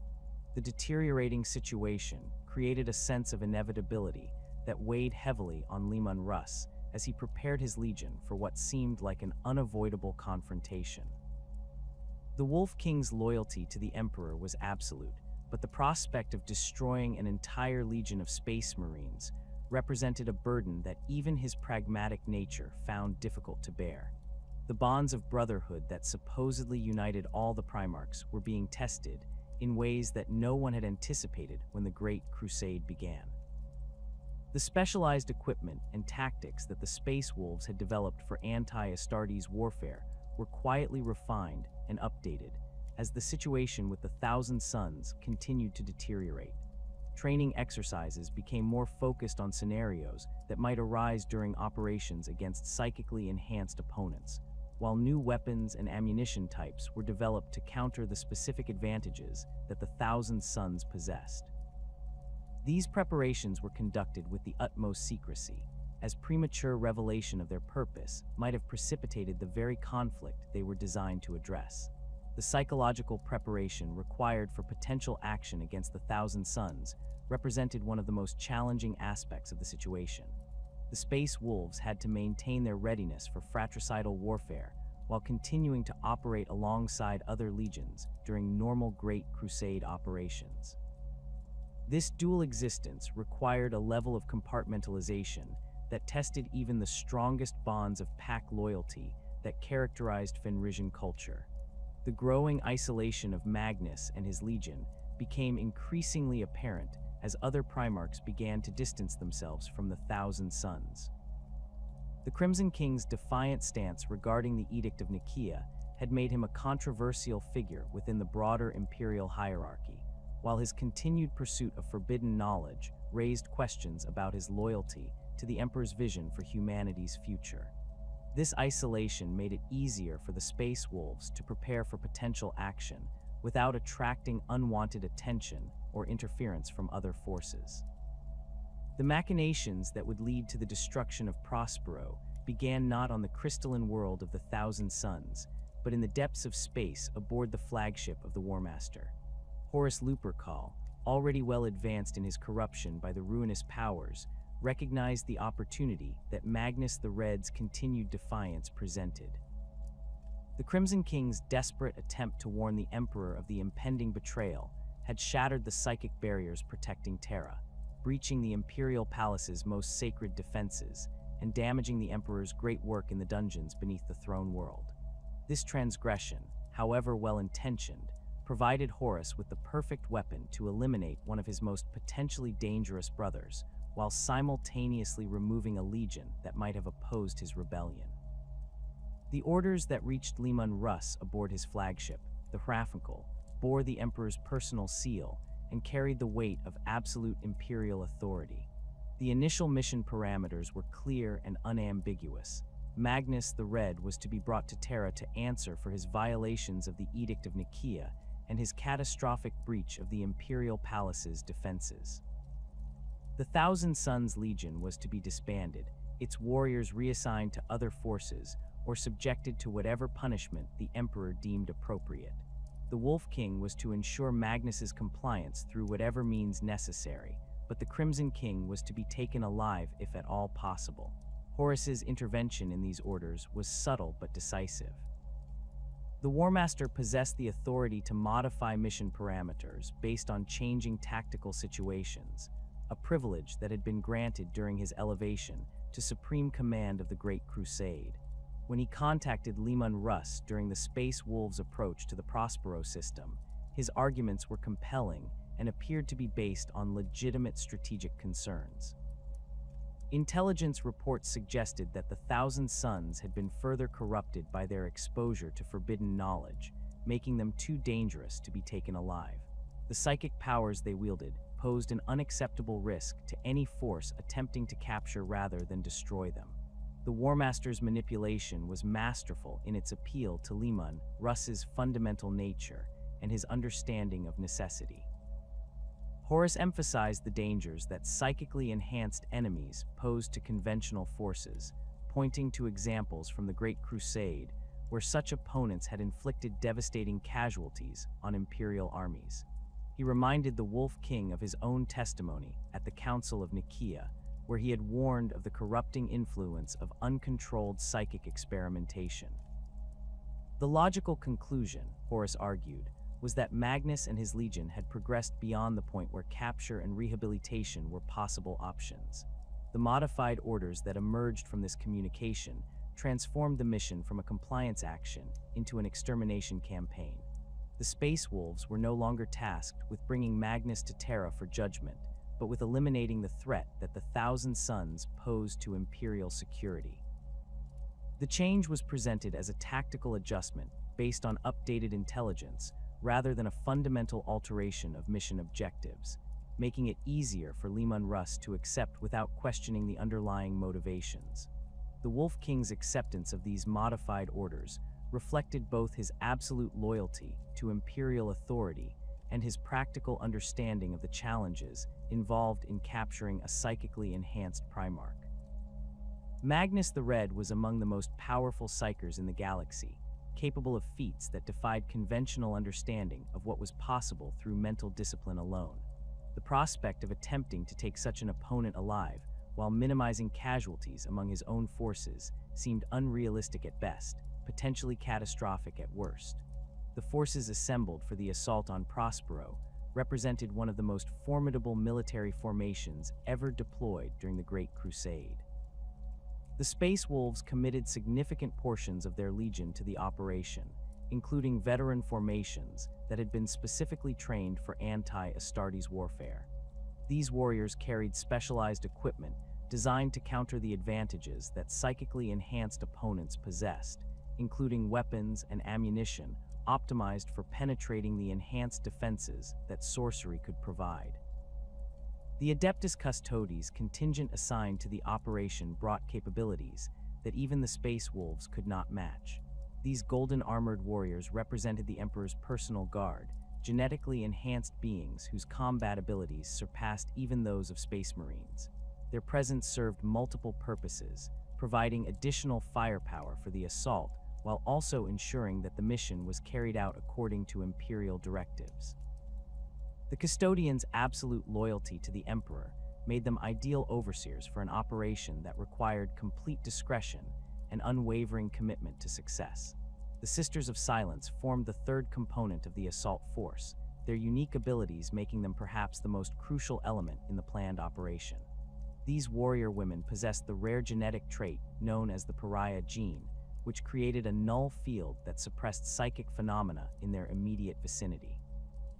Their presence would neutralize many of the advantages that the Thousand Sons derived from their sorceress abilities, forcing Magnus's warriors to fight as conventional Space Marines rather than as psychically enhanced super soldiers. The approach to Prospero was conducted with the methodical precision that characterized all Space Wolves operations. Scout formations infiltrated the system weeks before the main assault force, gathering intelligence on defensive positions and identifying key targets for the initial strikes. These reconnaissance missions revealed a world that had been transformed by decades of psychic experimentation, its crystalline spires and arcane laboratories representing a level of technological and mystical advancement that exceeded anything found on most Imperial worlds. The planetary defenses that protected Prospero were formidable, but designed primarily to counter conventional threats rather than the specialized capabilities that the assault force possessed. Orbital defense platforms and surface-to-space weapon batteries could have devastated a standard invasion fleet, but the Sisters of Silence's null fields disrupted the psychic targeting systems that many of these weapons relied upon. The result was a defensive network that was significantly less effective than its designers had intended, creating opportunities for the attacking forces to establish orbital superiority more quickly than anticipated. The initial bombardment of Prospero was conducted with surgical precision, targeting specific installations that intelligence reports had identified as critical to the planet's defenses. The Space Wolves' understanding of urban warfare and siege tactics allowed them to maximize the effectiveness of their orbital strikes, while minimizing collateral damage to areas that might contain valuable intelligence or resources. The bombardment was designed not to destroy the planet, but to create optimal conditions for the ground assault that would follow. Magnus the Red's awareness of the approaching threat came too late to organize an effective defense. The Crimson King had been deep in meditation, attempting to understand the consequences of his psychic warning to the Emperor and the damage he had inadvertently caused to the Imperial Palace. His delayed recognition of the danger allowed the assault force to achieve tactical surprise, landing significant numbers of troops before organized resistance could be mounted. The first wave of the assault focused on securing landing zones and eliminating immediate threats to the invasion force. Space wolves drop pods descended like meteors through Prospero's atmosphere, their occupants emerging ready for immediate combat against defenders who were still struggling to understand the nature and scope of the attack. The combination of shock tactics and overwhelming firepower allowed the attackers to establish secure footholds on the planet's surface within hours of the initial landings. The Thousand Suns' response to the invasion reflected both their tactical capabilities and the limitations imposed by their reliance on psychic powers. Units that attempted to coordinate their defenses through telepathic communication found their abilities disrupted by the null fields generated by the Sisters of Silence. Warriors who had grown accustomed to using sorcery to enhance their combat effectiveness discovered that their most potent abilities were suppressed or completely neutralized in the presence of the pariah gene carriers. The urban combat that characterized much of the fighting on Prospero favored the attacking forces, whose training and equipment had been optimized for exactly these conditions. The Space Wolves moved through the crystalline cities like apex predators, using their enhanced senses to track defenders through the complex maze of streets and buildings. Their pack tactics allowed them to coordinate attacks without relying on electronic communication systems that might have been compromised by the defenders' technological capabilities. The destruction of the Great Library of Tizca represented one of the most tragic losses of the entire campaign. This magnificent structure had housed one of the largest collections of knowledge in the galaxy, containing texts and artifacts that dated back to the Dark Age of technology and beyond. The decision to destroy the library was made not out of spite but from practical necessity, as intelligence reports suggested that many of the volumes contained dangerous information that could not be allowed to fall into the wrong hands. The fighting within the library itself was particularly intense, as Thousand Suns defenders made desperate attempts to preserve as much knowledge as possible, while Space Wolves' assault teams worked to prevent the removal of materials that might pose security risks. The combat took place among towering shelves filled with ancient tomes and scrolls, with both sides recognizing the historical significance of what was being destroyed, even as military necessity demanded its elimination. The confrontation between Leman Russ and Magnus the Red took place in the ruins of the Pyramid of Phodup, the greatest of Prospero's arcane structures. The two Primarchs faced each other across a battlefield littered with the debris of shattered crystal and the bodies of fallen warriors from both sides.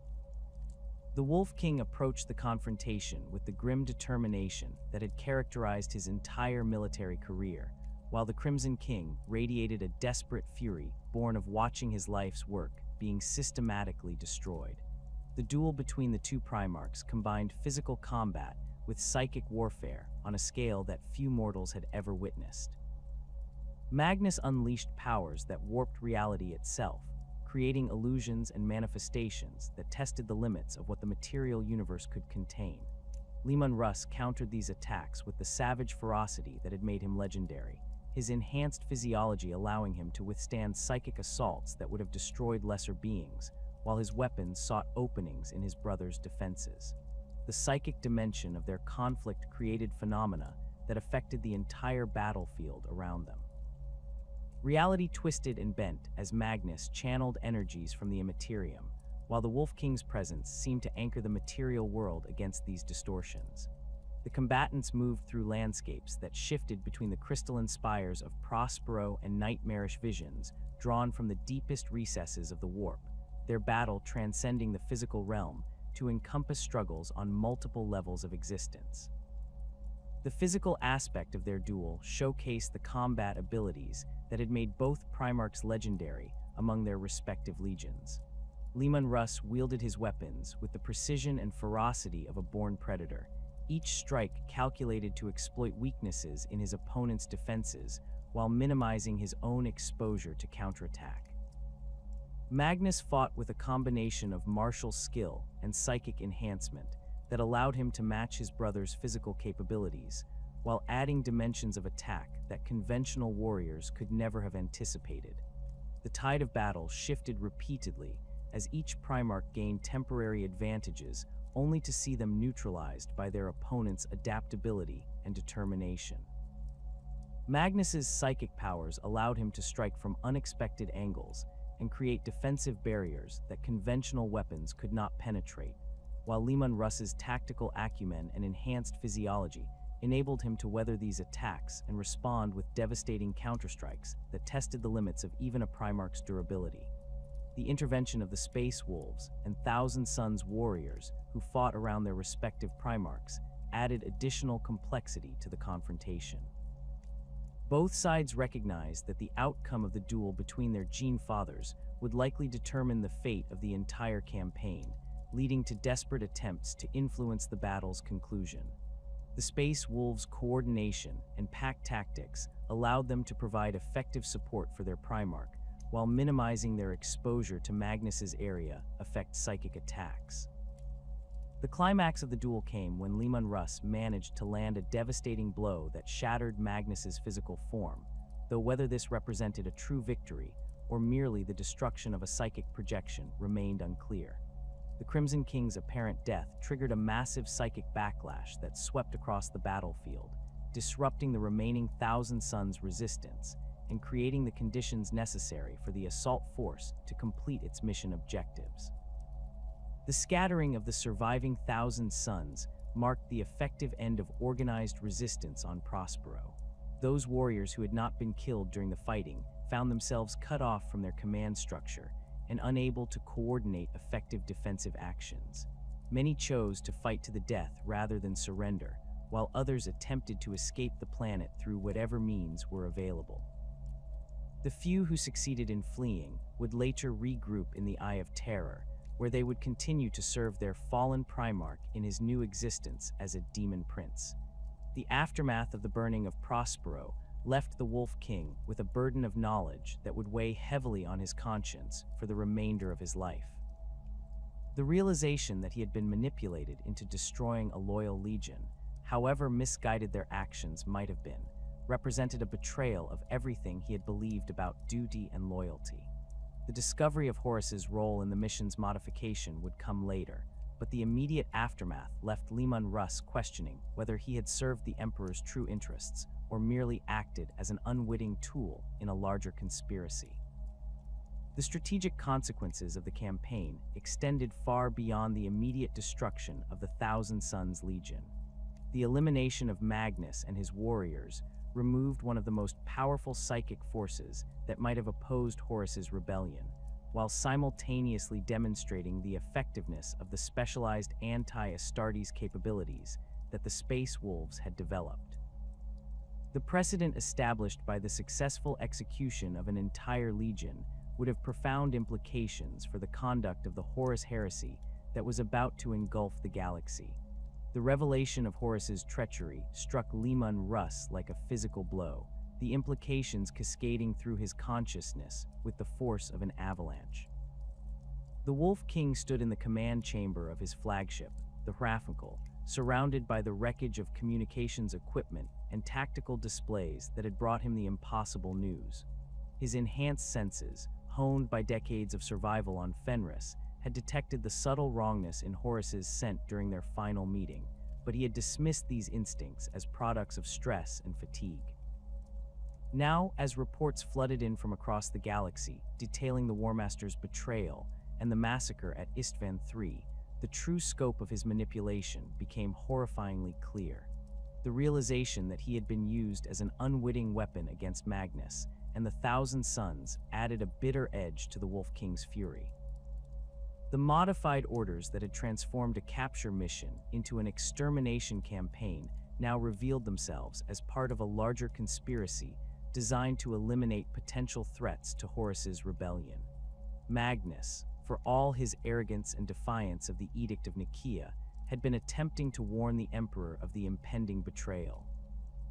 The Crimson King's desperate psychic message, which had shattered the barriers protecting Terra, had been an act of loyalty rather than treachery, making Leman Russ an instrument of fratricide rather than imperial justice. The Wolf King's rage manifested in ways that his subordinates had rarely witnessed, his normally controlled demeanor giving way to the primal fury that lurked beneath his civilized exterior. He smashed tactical displays with his bare hands, their reinforced screens shattering like ice beneath the force of his enhanced strength. The howl that escaped his throat echoed through the corridors of the Hrafikal, a sound that combined human anguish with the savage cry of a wounded predator. His warriors, veterans who had faced the horrors of a dozen different worlds without flinching, found themselves stepping back from their Primarch as he struggled to contain emotions that threatened to overwhelm even his superhuman self-control. The strategic situation that confronted the Space Wolves in the aftermath of these revelations was dire beyond anything they had previously encountered. The Legion found itself isolated in the galactic north, far from Terra and the Emperor they had sworn to protect. The warp storms that had begun manifesting across the galaxy made communication with Imperial forces sporadic at best, while the vast distances involved meant that even at maximum speed, it would take months to reach the throne world. The Space Wolves were effectively cut off from the broader Imperial war effort at the moment, when their loyalty and capabilities were most desperately needed.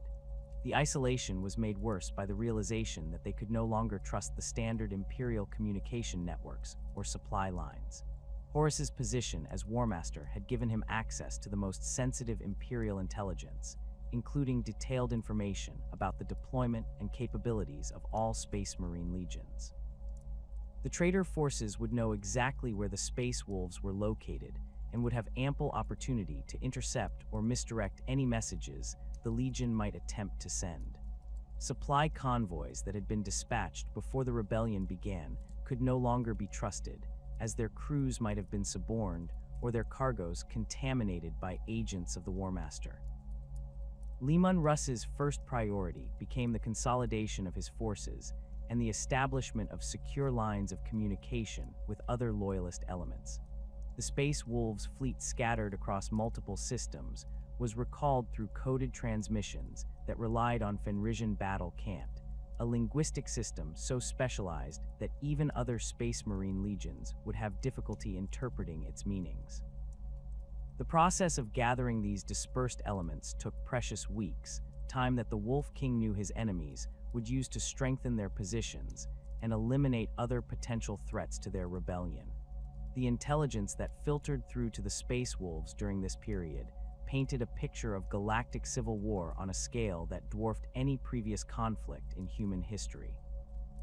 Entire sectors had declared for the War Master, their populations either genuinely converted to his cause or coerced into compliance through threats of orbital bombardment. Space Marine legions that had fought side by side during the Great Crusade now found themselves preparing for fratricidal warfare, while the Imperial army units that formed the backbone of the Crusade forces split along lines of personal loyalty and political calculation. The reports from Istvan V were particularly devastating, confirming that the rebellion had spread far beyond Horus and his Luna Wolves. The massacre of loyalist forces on the black sands of that cursed world had eliminated 3 entire legions and severely damaged several others, removing some of the Emperor's most reliable military assets at a single stroke. The Iron Hands, Salamanders, and Raven Guard had been virtually destroyed through the treachery of their supposed allies, while the survivors faced the grim prospect of rebuilding their shattered forces while fighting a desperate guerrilla war against overwhelming odds. The Space Wolves' attempts to establish contact with other loyalist forces met with limited success, as the warp storms that accompanied the rebellion made long-range communication unreliable at best. The few messages that did get through painted a picture of confusion and desperation, with Imperial commanders struggling to distinguish between genuine loyalists and potential traitors. The paranoia that gripped the Imperium made it difficult for anyone to trust information from unknown sources, while the scale of the betrayal meant that even the most reliable allies might have been compromised without their knowledge. The Wolf King's strategic planning during this period reflected both his tactical acumen and his understanding of the broader political situation that the heresy had created. The Space Wolves could not simply charge toward Terra in the hope of reaching the Emperor before the traitor forces overwhelmed the throne world's defenses.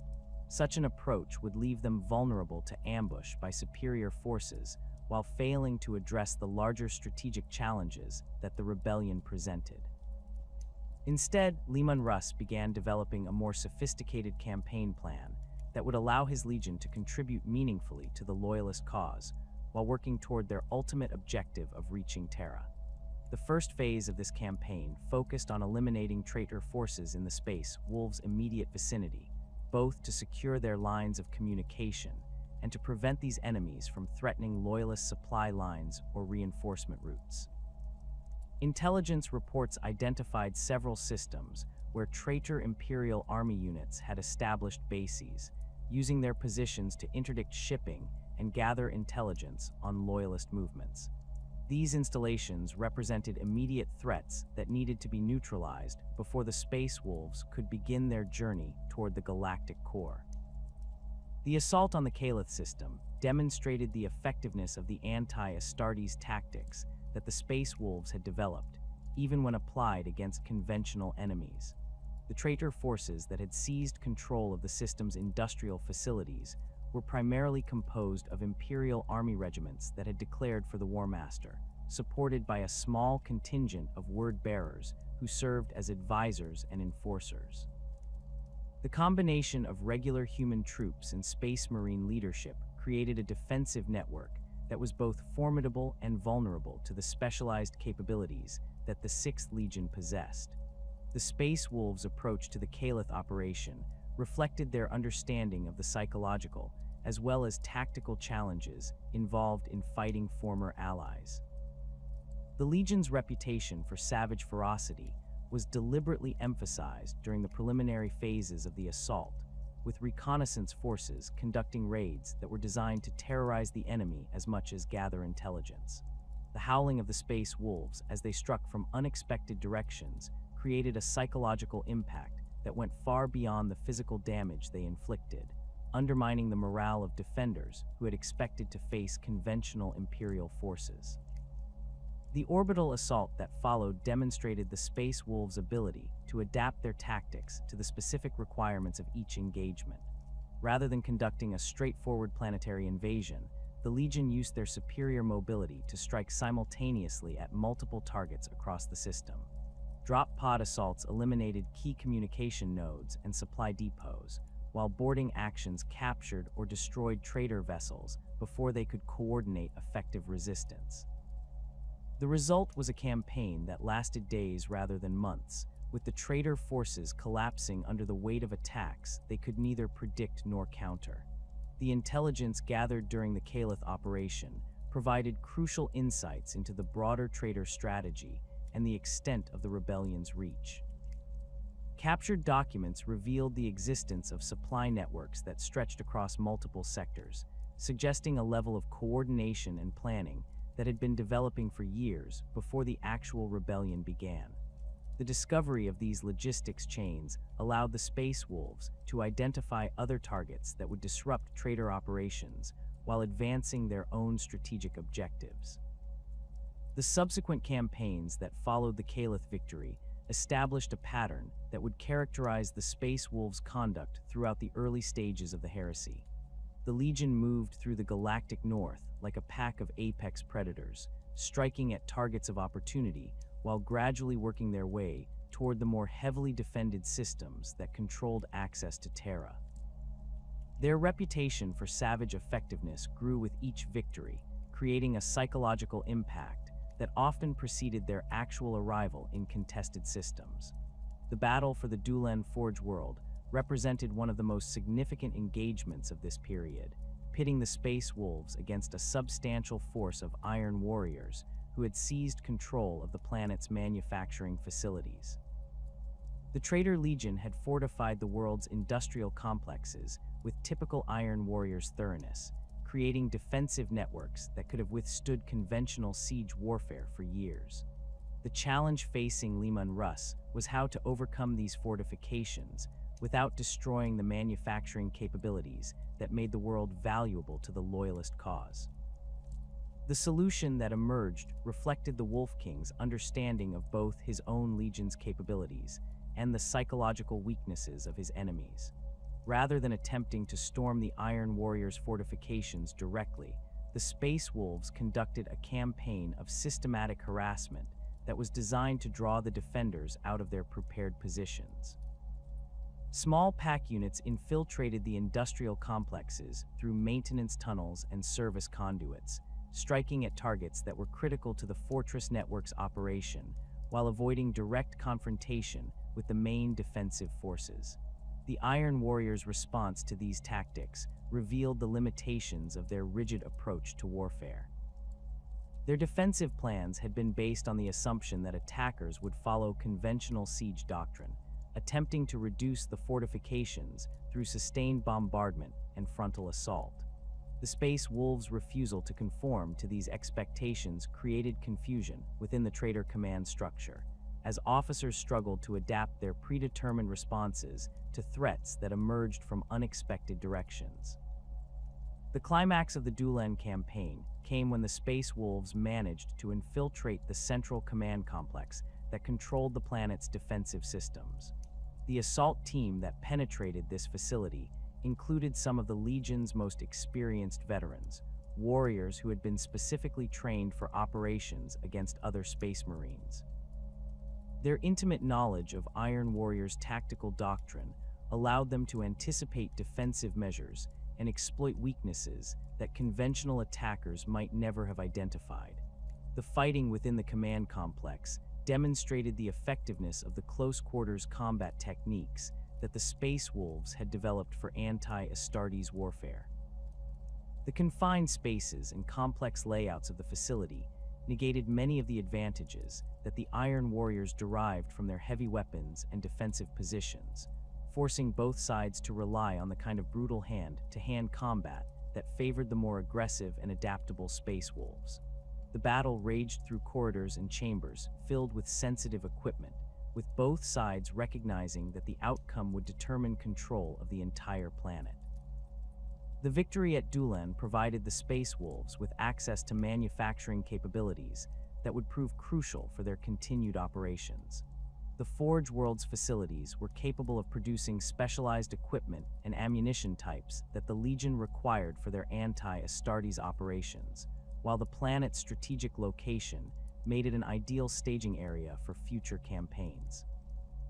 The establishment of a secure base of operations allowed Leman Russ to begin planning more ambitious operations that would bring his forces closer to their ultimate objective of reaching Terra. The intelligence networks that the Space Wolves established during this period provided increasingly detailed information about the strategic situation throughout the galaxy. Reports from other Loyalist forces painted a picture of desperate resistance against overwhelming odds, with Imperial defenders struggling to maintain cohesion in the face of betrayals that struck at every level of the command structure. The Emperor himself had been forced to abandon the Great Crusade and return to Terra, where he worked frantically to complete projects that might provide the weapons necessary to defeat the rebellion.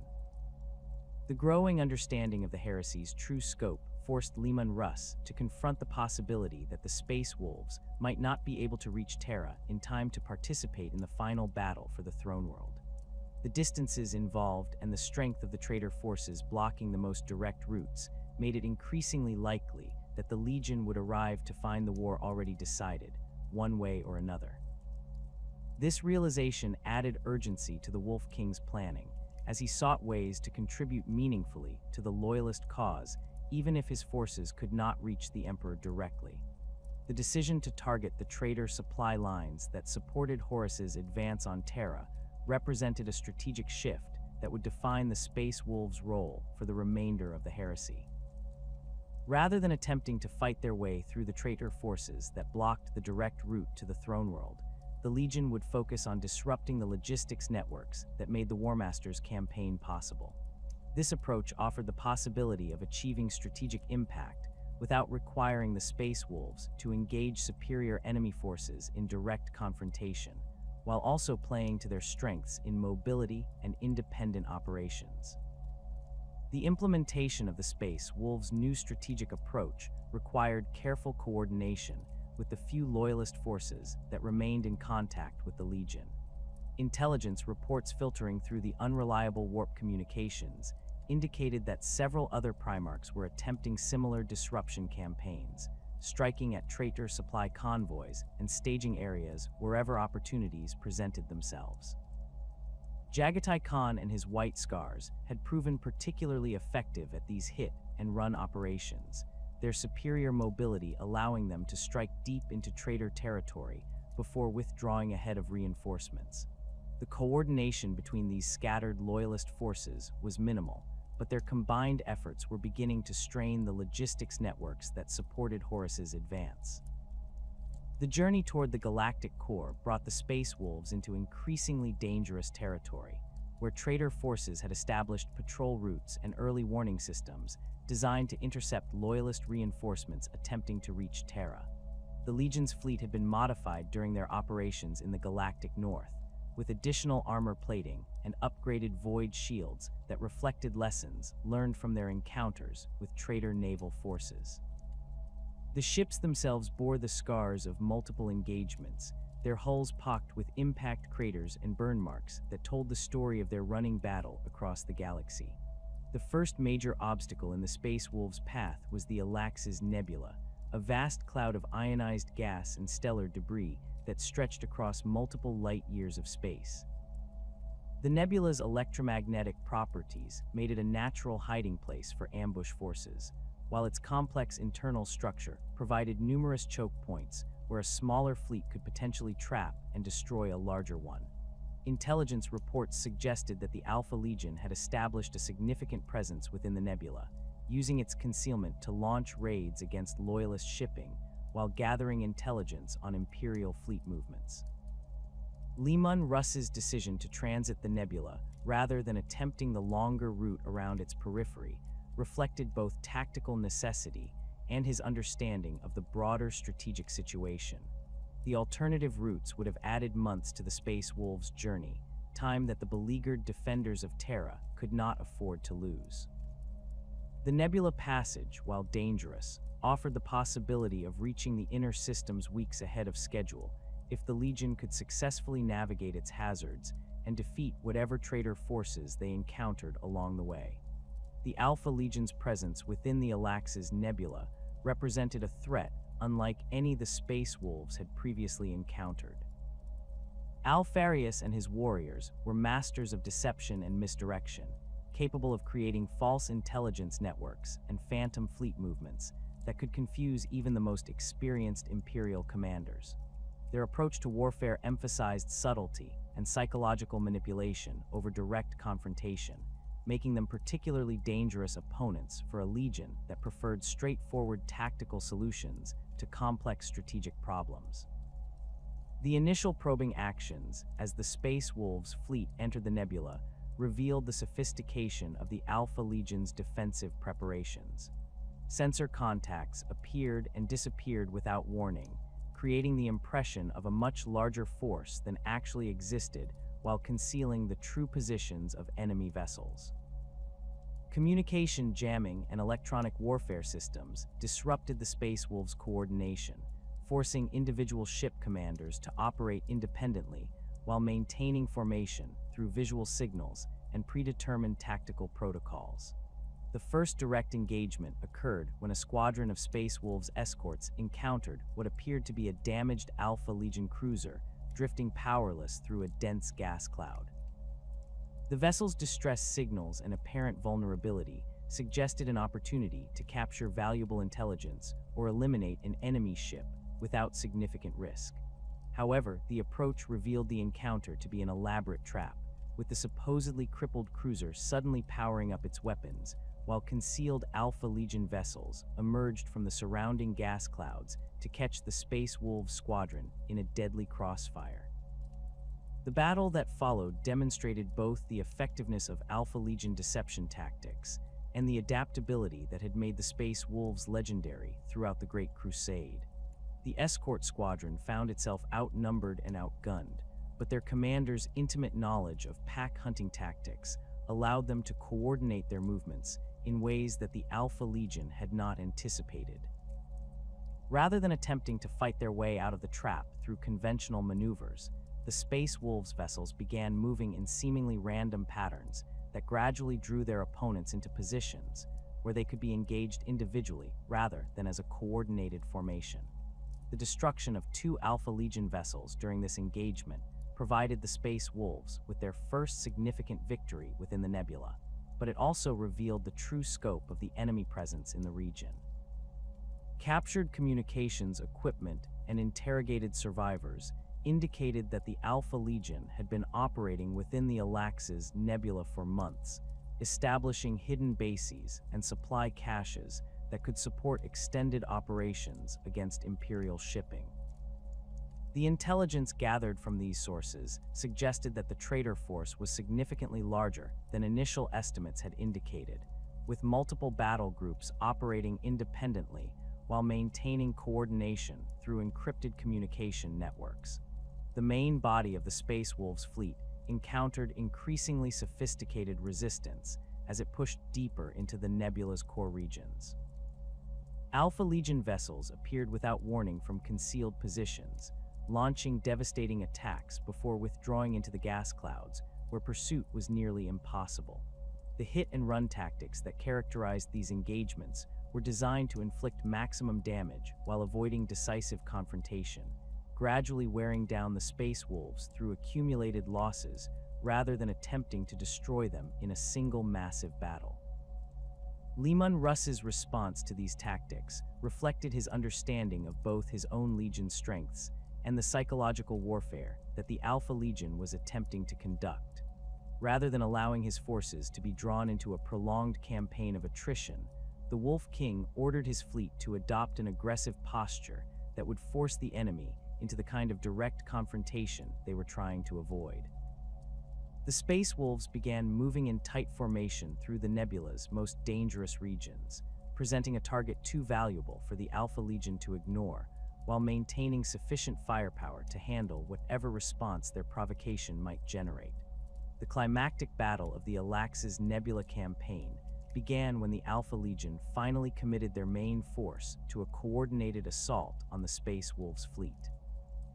The enemy formation that emerged from the gas clouds was larger and more sophisticated than anything the 6th Legion had encountered during their journey, with capital ships supported by numerous escorts and specialized vessels designed for operations within the nebula's unique environment. The Alpha Legion's approach emphasized coordination and mutual support, with each vessel positioned to provide overlapping fields of fire while maintaining the flexibility to withdraw if the engagement turned against them. The Space Wolves' response to this challenge showcased the tactical innovations that had been developed during their campaigns against other Space Marine forces. Rather than engaging in the kind of formal fleet action that the Alpha Legion had prepared for, the 6th Legion's vessels began operating as independent hunting packs, each group targeting specific enemy ships while avoiding the coordinated defensive fire that made frontal assaults prohibitively costly. This approach disrupted the Alpha Legion's carefully planned formations, forcing their commanders to adapt to a style of warfare that their tactical doctrine had not anticipated. The battle raged across multiple sectors of the nebula, with individual engagements occurring simultaneously throughout the region as both fleets maneuvered for tactical advantage. The Space Wolves' superior coordination and aggressive tactics gradually began to tell, as Alpha Legion vessels found themselves isolated and overwhelmed by enemies who refused to conform to predictable patterns of behavior. The psychological impact of facing opponents who seemed to anticipate their every move began to affect the traitor fleet's performance, creating hesitation and uncertainty where confidence and precision had previously existed. The personal combat between Leman Russ and Fenryka occurred when the 2 Primarch's flagships closed to boarding range during the height of the fleet engagement. The Wolf King had identified his brother's vessel through a combination of tactical analysis and the enhanced senses that allowed him to detect the unique psychic signature that each Primarch possessed. The decision to initiate boarding action was characteristic of Leman Russ's direct approach to warfare, seeking to end the battle through personal combat rather than allowing it to continue as a prolonged fleet engagement that might favor his more subtle opponent.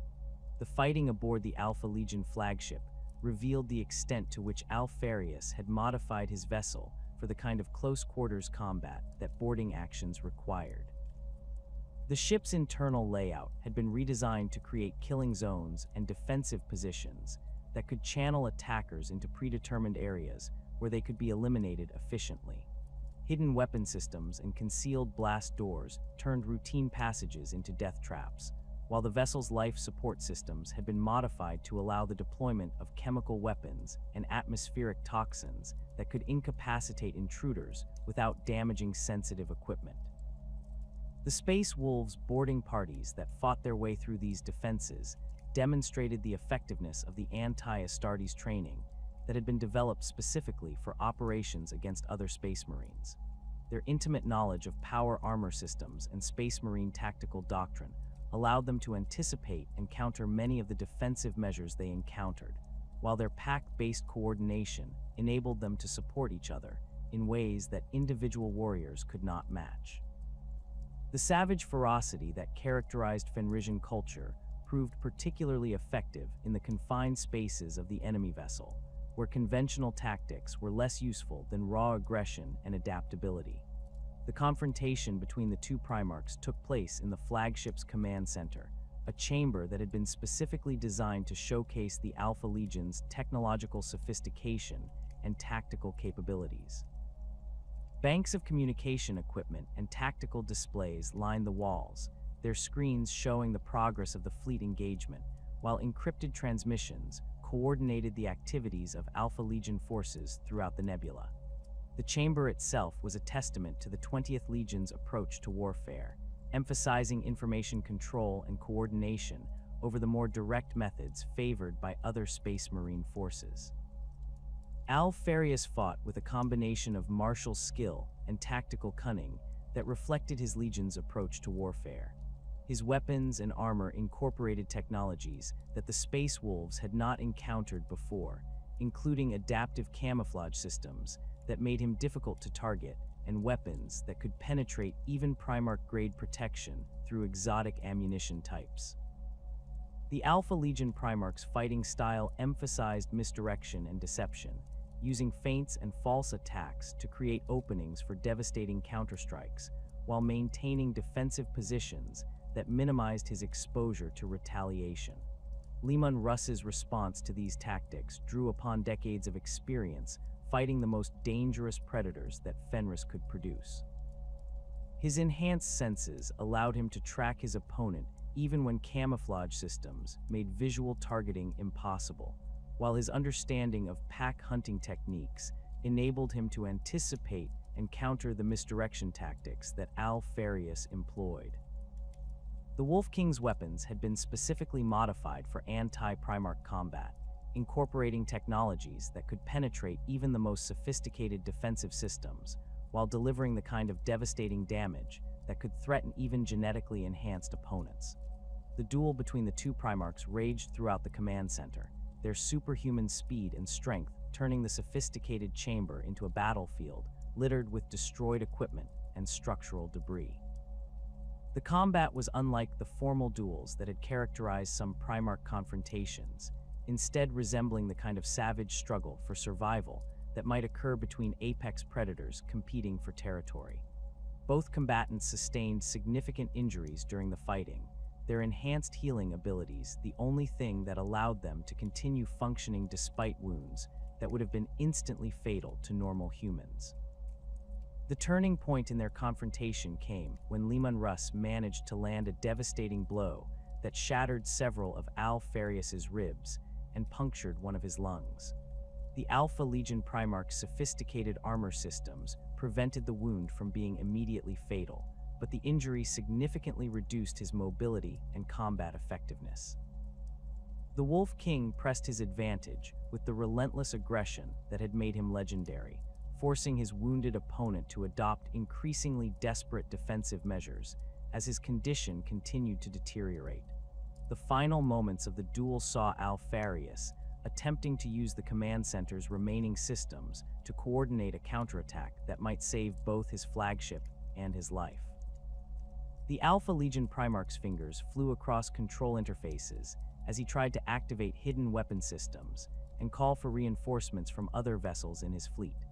However, the damage that the boarding parties had inflicted on the ship's internal systems prevented many of these commands from being executed, while the Space Wolves' control of key passages made it impossible for reinforcements to reach the command center in time to affect the outcome. Leman Russ's killing blow came as Fenris attempted to activate what appeared to be a self-destruct system that would have destroyed both Primarchs along with their respective flagships. The Wolf King's enhanced reflexes allowed him to intercept his brother's hand before it could complete the activation sequence, while his weapon found the weak points in the Alpha Legion Primarch's armor that had been created by their prolonged combat. The death of Fenris sent psychic shockwaves throughout the Alpha Legion fleet, disrupting their coordination and creating the confusion necessary for the Space Wolves to achieve decisive victory in the broader engagement. The aftermath of the Battle of Alax's Nebula left the Space Wolves victorious, but significantly weakened by the losses they had sustained during the fighting. The Legion's fleet had been reduced by nearly a third, with several capital ships destroyed or too badly damaged to continue the journey toward Terra. The casualties among the Space Marines themselves were equally severe, with entire companies having been wiped out during the boarding actions and fleet engagements that characterized the battle. The survivors bore the physical and psychological scars of having fought one of the most challenging campaigns in the Legion's history. The intelligence gathered from captured Alpha Legion vessels and installations provided crucial insights into the broader traitor strategy and the extent of the rebellion's reach. Documents and communication records revealed the existence of sleeper cells and hidden supply networks that stretched throughout the galaxy, suggesting that the Alpha Legion's influence extended far beyond their visible military presence. The discovery of these covert operations forced the Space Wolves to reconsider their assumptions about the security of their own supply lines and communication networks, adding new layers of complexity to their strategic planning. The journey toward Terra continued through increasingly hostile territory, where the Space Wolves encountered evidence of the devastation that the heresy had brought to countless worlds. Entire systems had been reduced to lifeless husks by orbital bombardment, while others showed signs of the demonic corruption that accompanied the traitor forces wherever they went. The psychological impact of witnessing this destruction weighed heavily on the Legion's warriors, who had spent their lives fighting to protect humanity, only to see it tearing itself apart in civil war. The coordination with other loyalist forces became increasingly important as the Space Wolves approached the inner systems, where the final battles of the heresy would be fought. Communication with Jagatai Khan's White Scars revealed that the 5th Legion had also suffered significant losses during their own journey toward Terra, though their superior mobility had allowed them to avoid some of the more devastating encounters that had characterized the Space Wolves campaign. The two Primarchs began coordinating their movements to provide mutual support during the final approach to the throne world, recognizing that their combined strength would be necessary to break through the traitor forces that surrounded the Emperor's domain. The growing awareness of the heresy's true scope and the role that chaos played in corrupting the traitor Primarchs began to affect Leman Russ's understanding of his own actions during the burning of Prospero.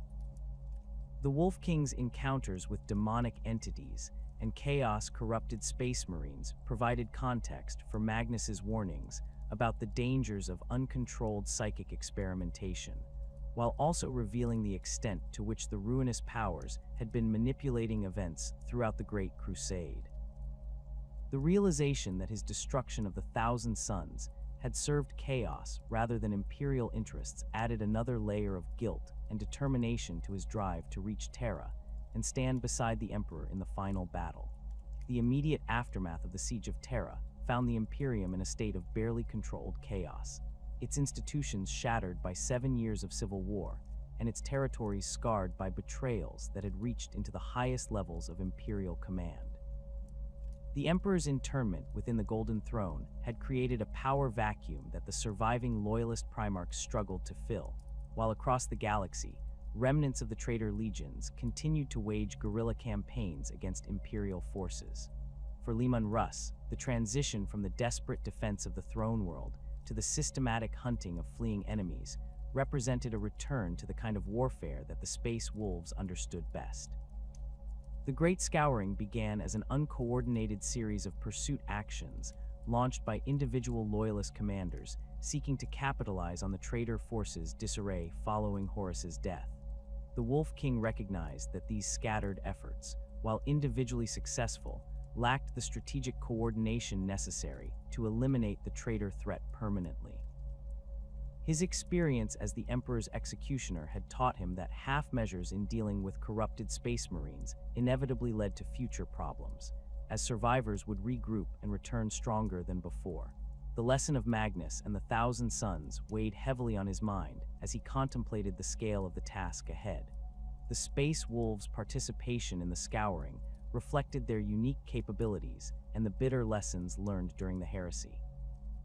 The Legion had been reduced to perhaps 60% of its pre-war strength, with entire great companies having been destroyed during the fighting at Terra and the long campaign to reach the throne world.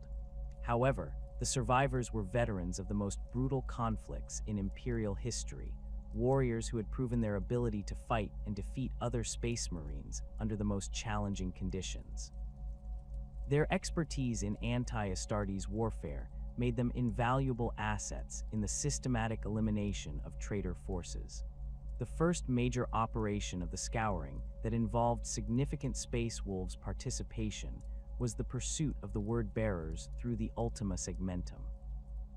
Lorgar's Legion had withdrawn from Terra in relatively good order, their fanatical devotion to the Chaos Gods providing them with the discipline necessary to conduct an organized retreat despite the collapse of the broader traitor cause. Intelligence reports suggested that the 17th Legion was attempting to establish strongholds in systems where chaos cults had prepared the ground for their arrival, creating the foundation for a long-term insurgency that could threaten Imperial stability for decades to come. The campaign against the Word-Bearers demonstrated the evolution of Space Wolves' tactics during the heresy, as the Legion had adapted their traditional pack hunting methods to the specific challenges of fighting chaos-corrupted enemies.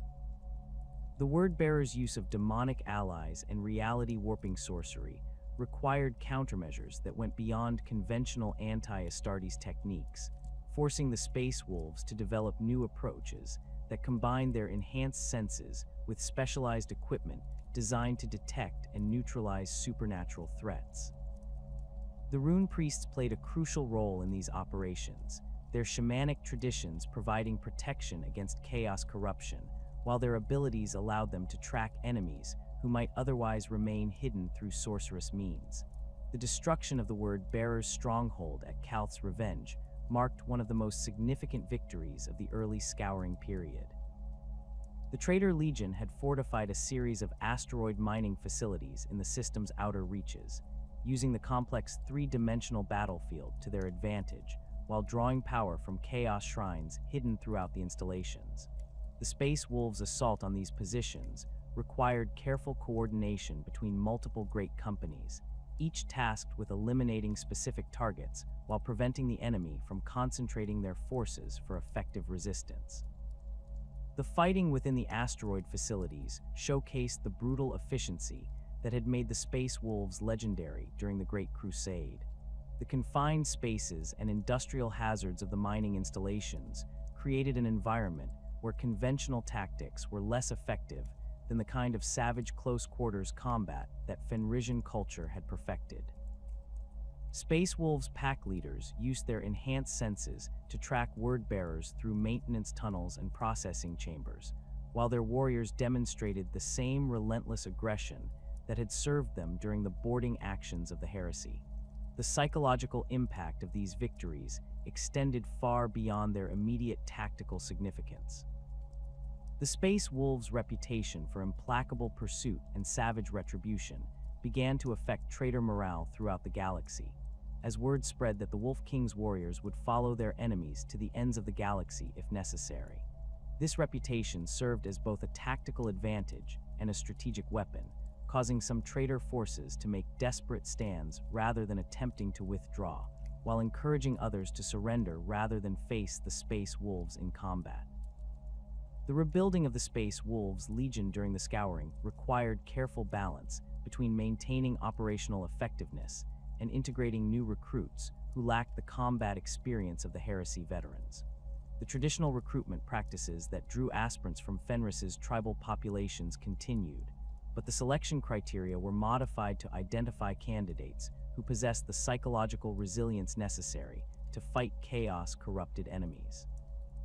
The trials that tested potential Space Marines were expanded to include exposure to minor demonic influences, ensuring that new warriors would not be vulnerable to the kind of corruption that had claimed so many during the Civil War. The establishment of the Space Wolves' new role within the post-heresy Imperium reflected both their proven capabilities and the changed nature of the threats that humanity faced. The emergence of chaos as a permanent enemy rather than a temporary aberration required military forces that were specifically trained and equipped to handle supernatural threats. The Space Wolves' combination of Astartes' expertise and resistance to chaos corruption made them ideal candidates for operations that other Imperial forces might find impossible to complete successfully. The Codex Astartes reforms proposed by Robute Guilliman created significant tensions within the Space Wolves' hierarchy, as the prescribed organizational structure conflicted directly with the pact-based system that had served the Legion throughout its history. Leman Russ found himself caught between his respect for his brother Primarch and his conviction that the Fenrisian way of war was superior to any standardized doctrine.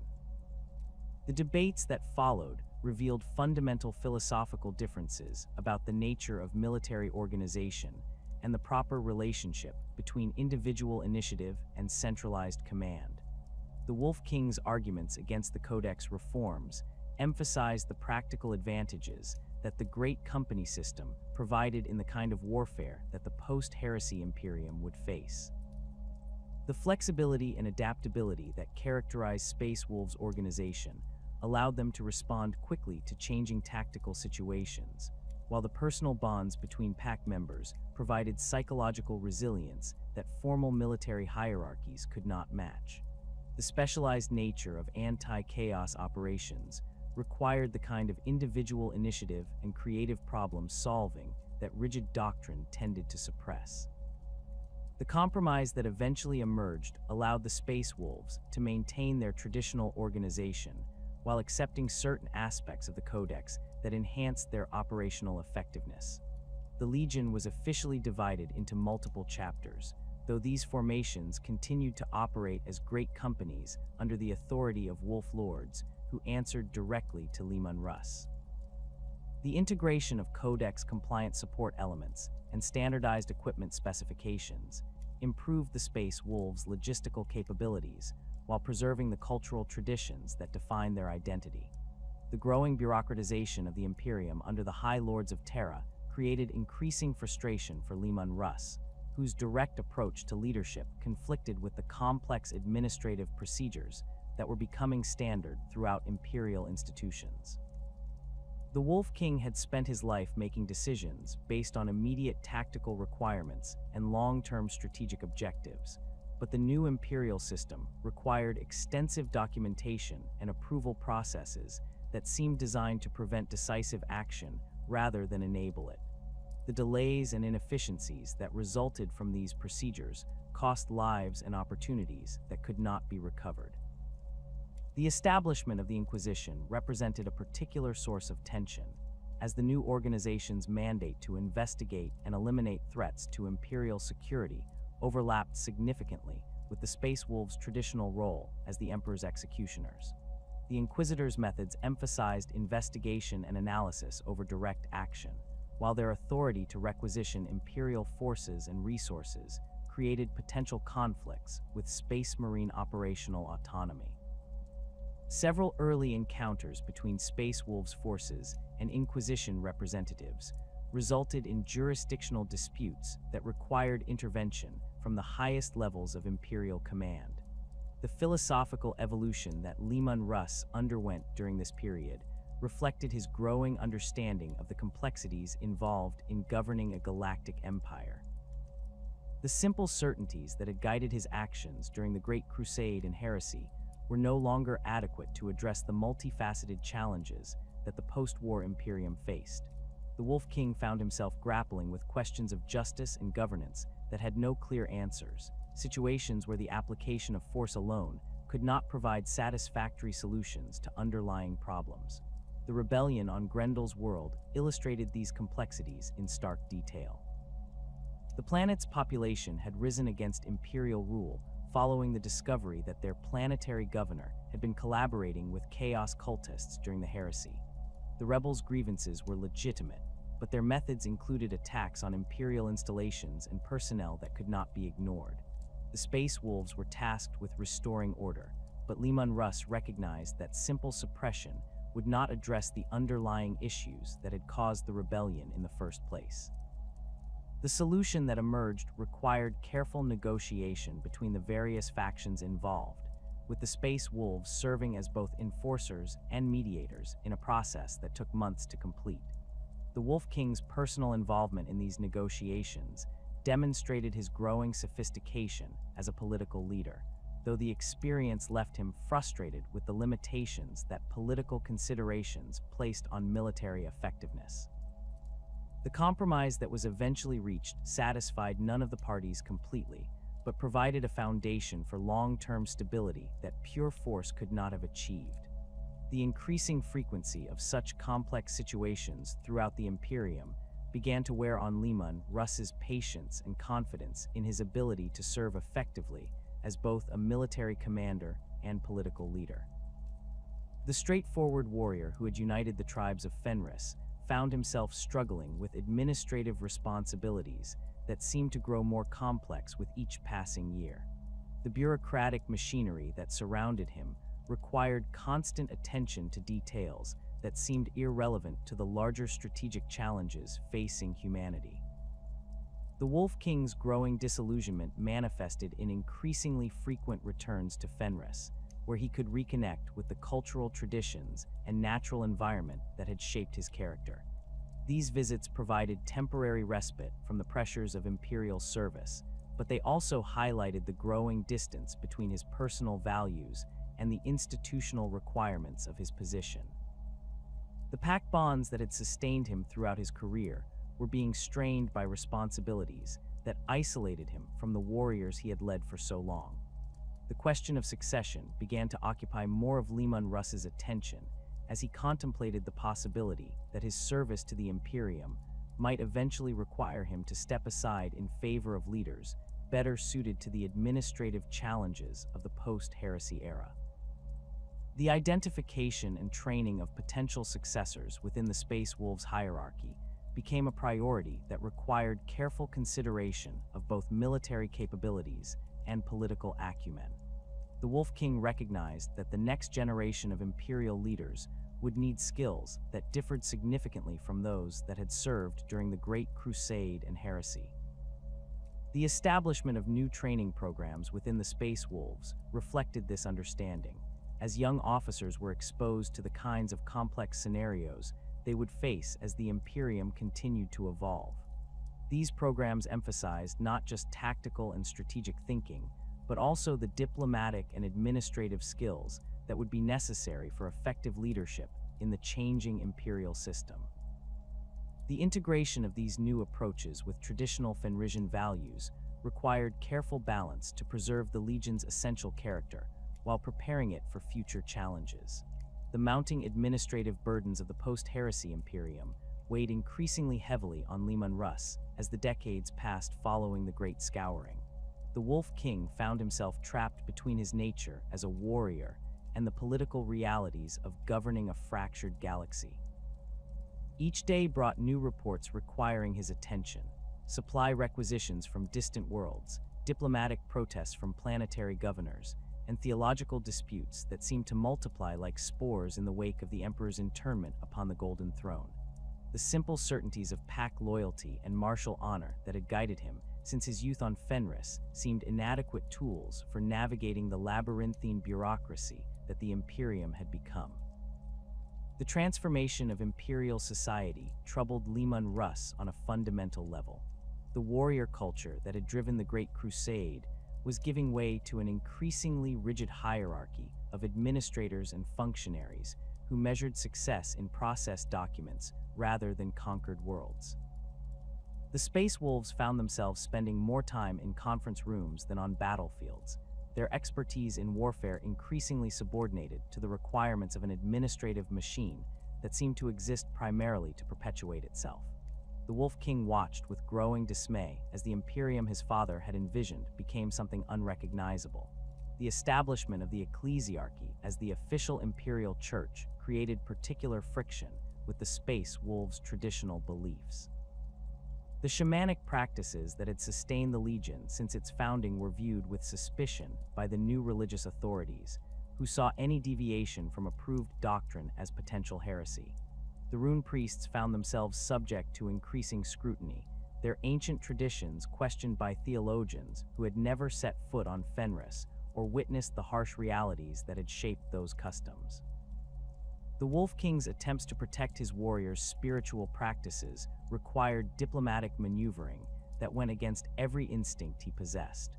The growing influence of the Inquisition represented another source of constant tension. The organization's mandate to investigate threats to imperial security inevitably brought them into conflict with the Space Wolves' operational methods. Inquisitors demanded detailed reports on Legion activities, questioned the loyalty of warriors who had fought beside the Emperor himself, and attempted to insert their agents into Space Wolves' operations.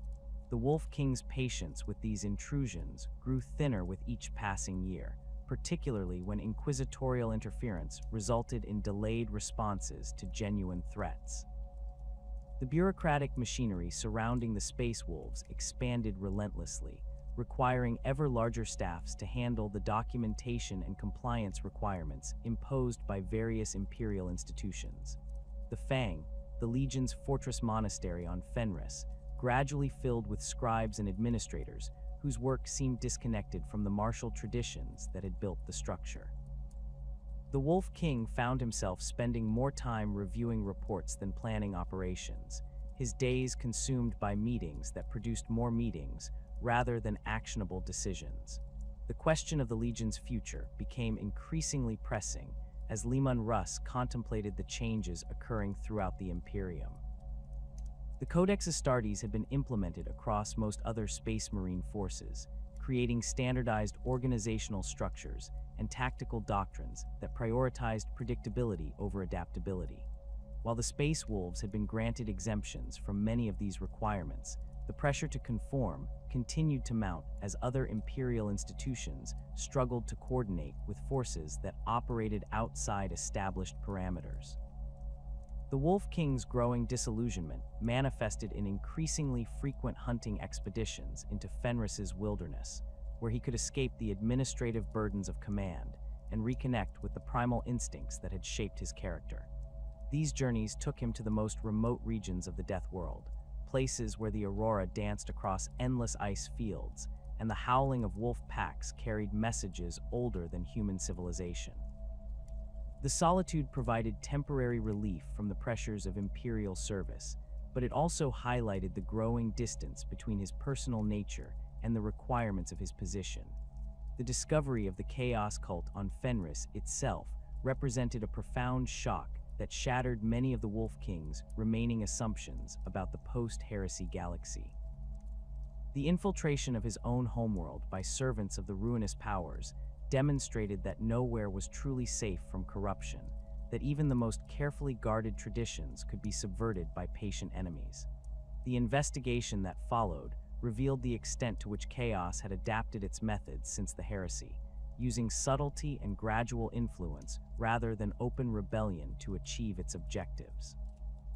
The purge of the cultists required the kind of brutal efficiency that the Space Wolves had perfected during the Scouring, but the psychological impact of fighting corrupted Fenrisians weighed heavily on the Legion's warriors. These were not distant enemies or alien threats, but people who shared their cultural heritage and spoke their language. The realization that Chaos could corrupt even the hardy survivors of Fenris forced a fundamental reassessment of the Legion's security procedures and recruitment practices. The aftermath of the Fenris incident accelerated Leman Russ's growing conviction that his continued presence was becoming counterproductive to the Imperium's long-term stability.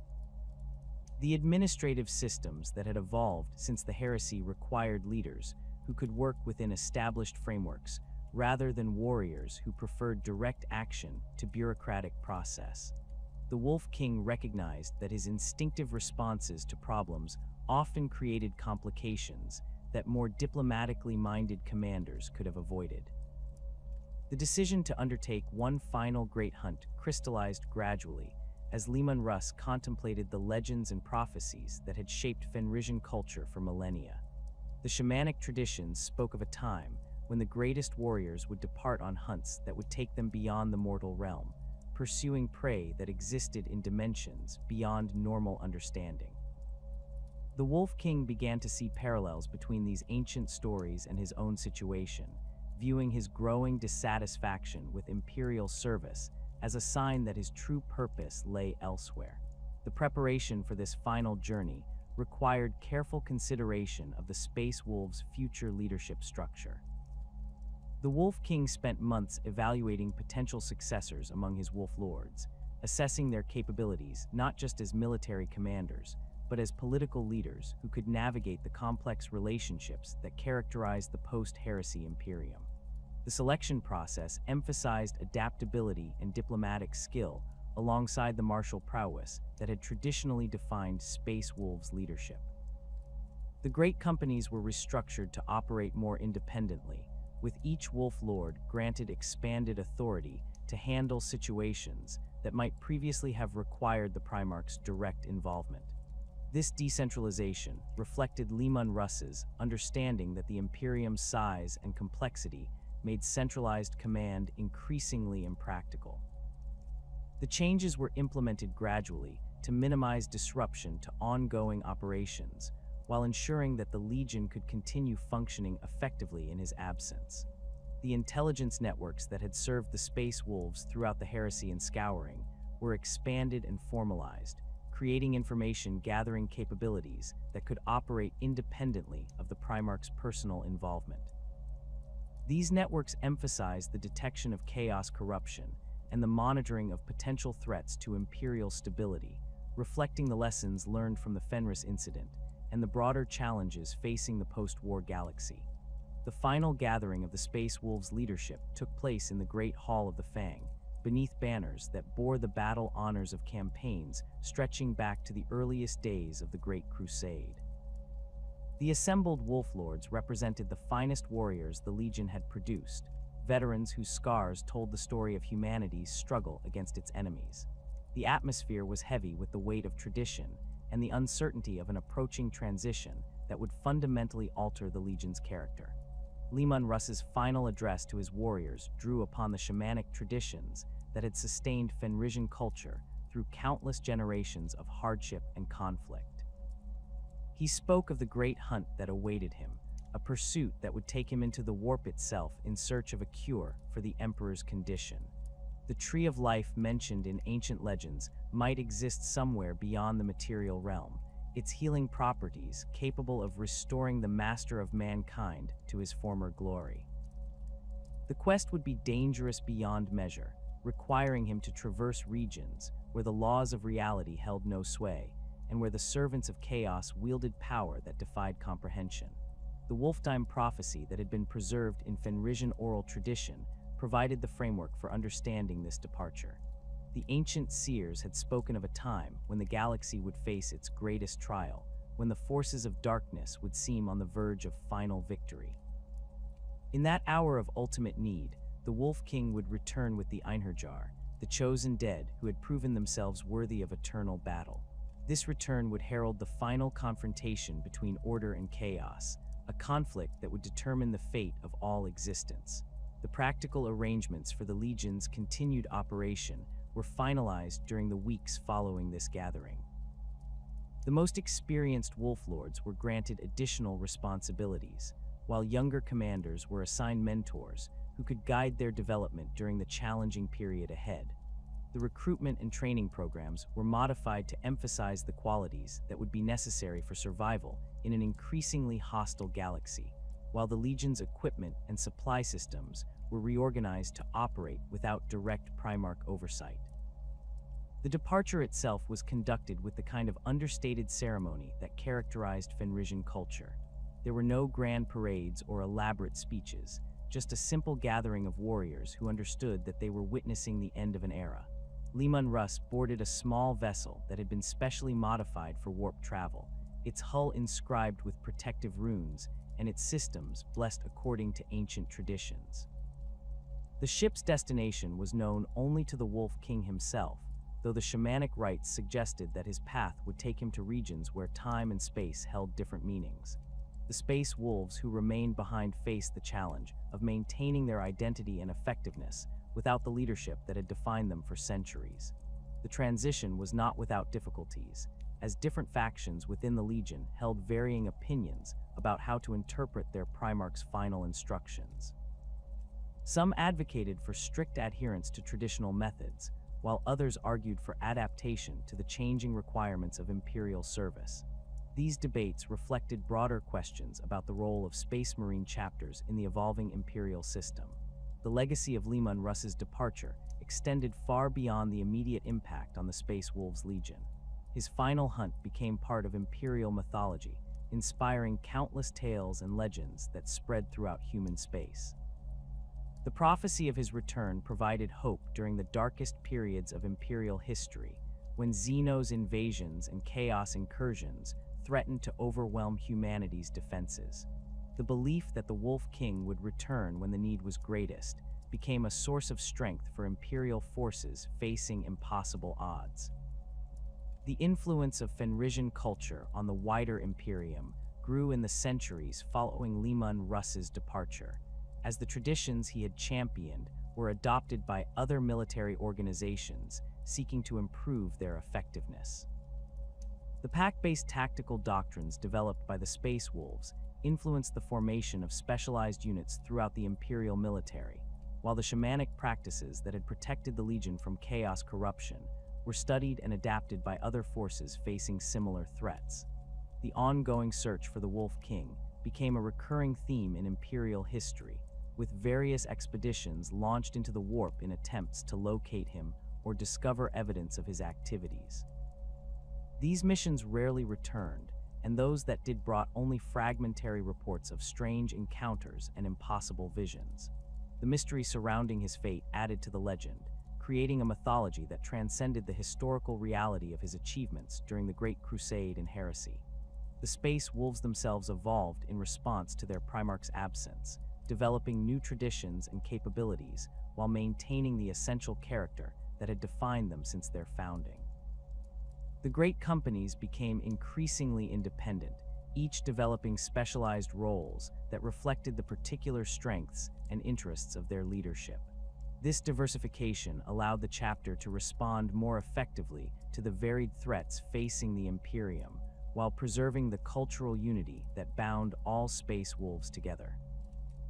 The Wolfdime prophecy remained a central element of Space Wolves' belief, providing both comfort and motivation during the long millennia of service that followed their Primarch's departure. The promise of eventual return gave meaning to their continued struggles, while the responsibility of preparing for that return ensured that they maintained the standards of excellence that Leman Russ had demanded. The legend of the Wolf King's final hunt became inseparable from the identity of his sons, defining their purpose and guiding their actions across the ages. As the centuries turned to millennia, the departure of Leman Russ into the warp marked not an ending, but a transformation. The Wolf King had recognized that his greatest service to the Imperium lay not in continued administrative leadership, but in the pursuit of a cure that might restore the Emperor and provide humanity with the guidance it desperately needed. His final hunt represented the ultimate expression of the loyalty and determination that had characterized his entire existence, a quest that embodied the very essence of what it meant to be a space wolf. The legend of his return would endure as long as humanity itself survived, a beacon of hope in the darkness of the far future.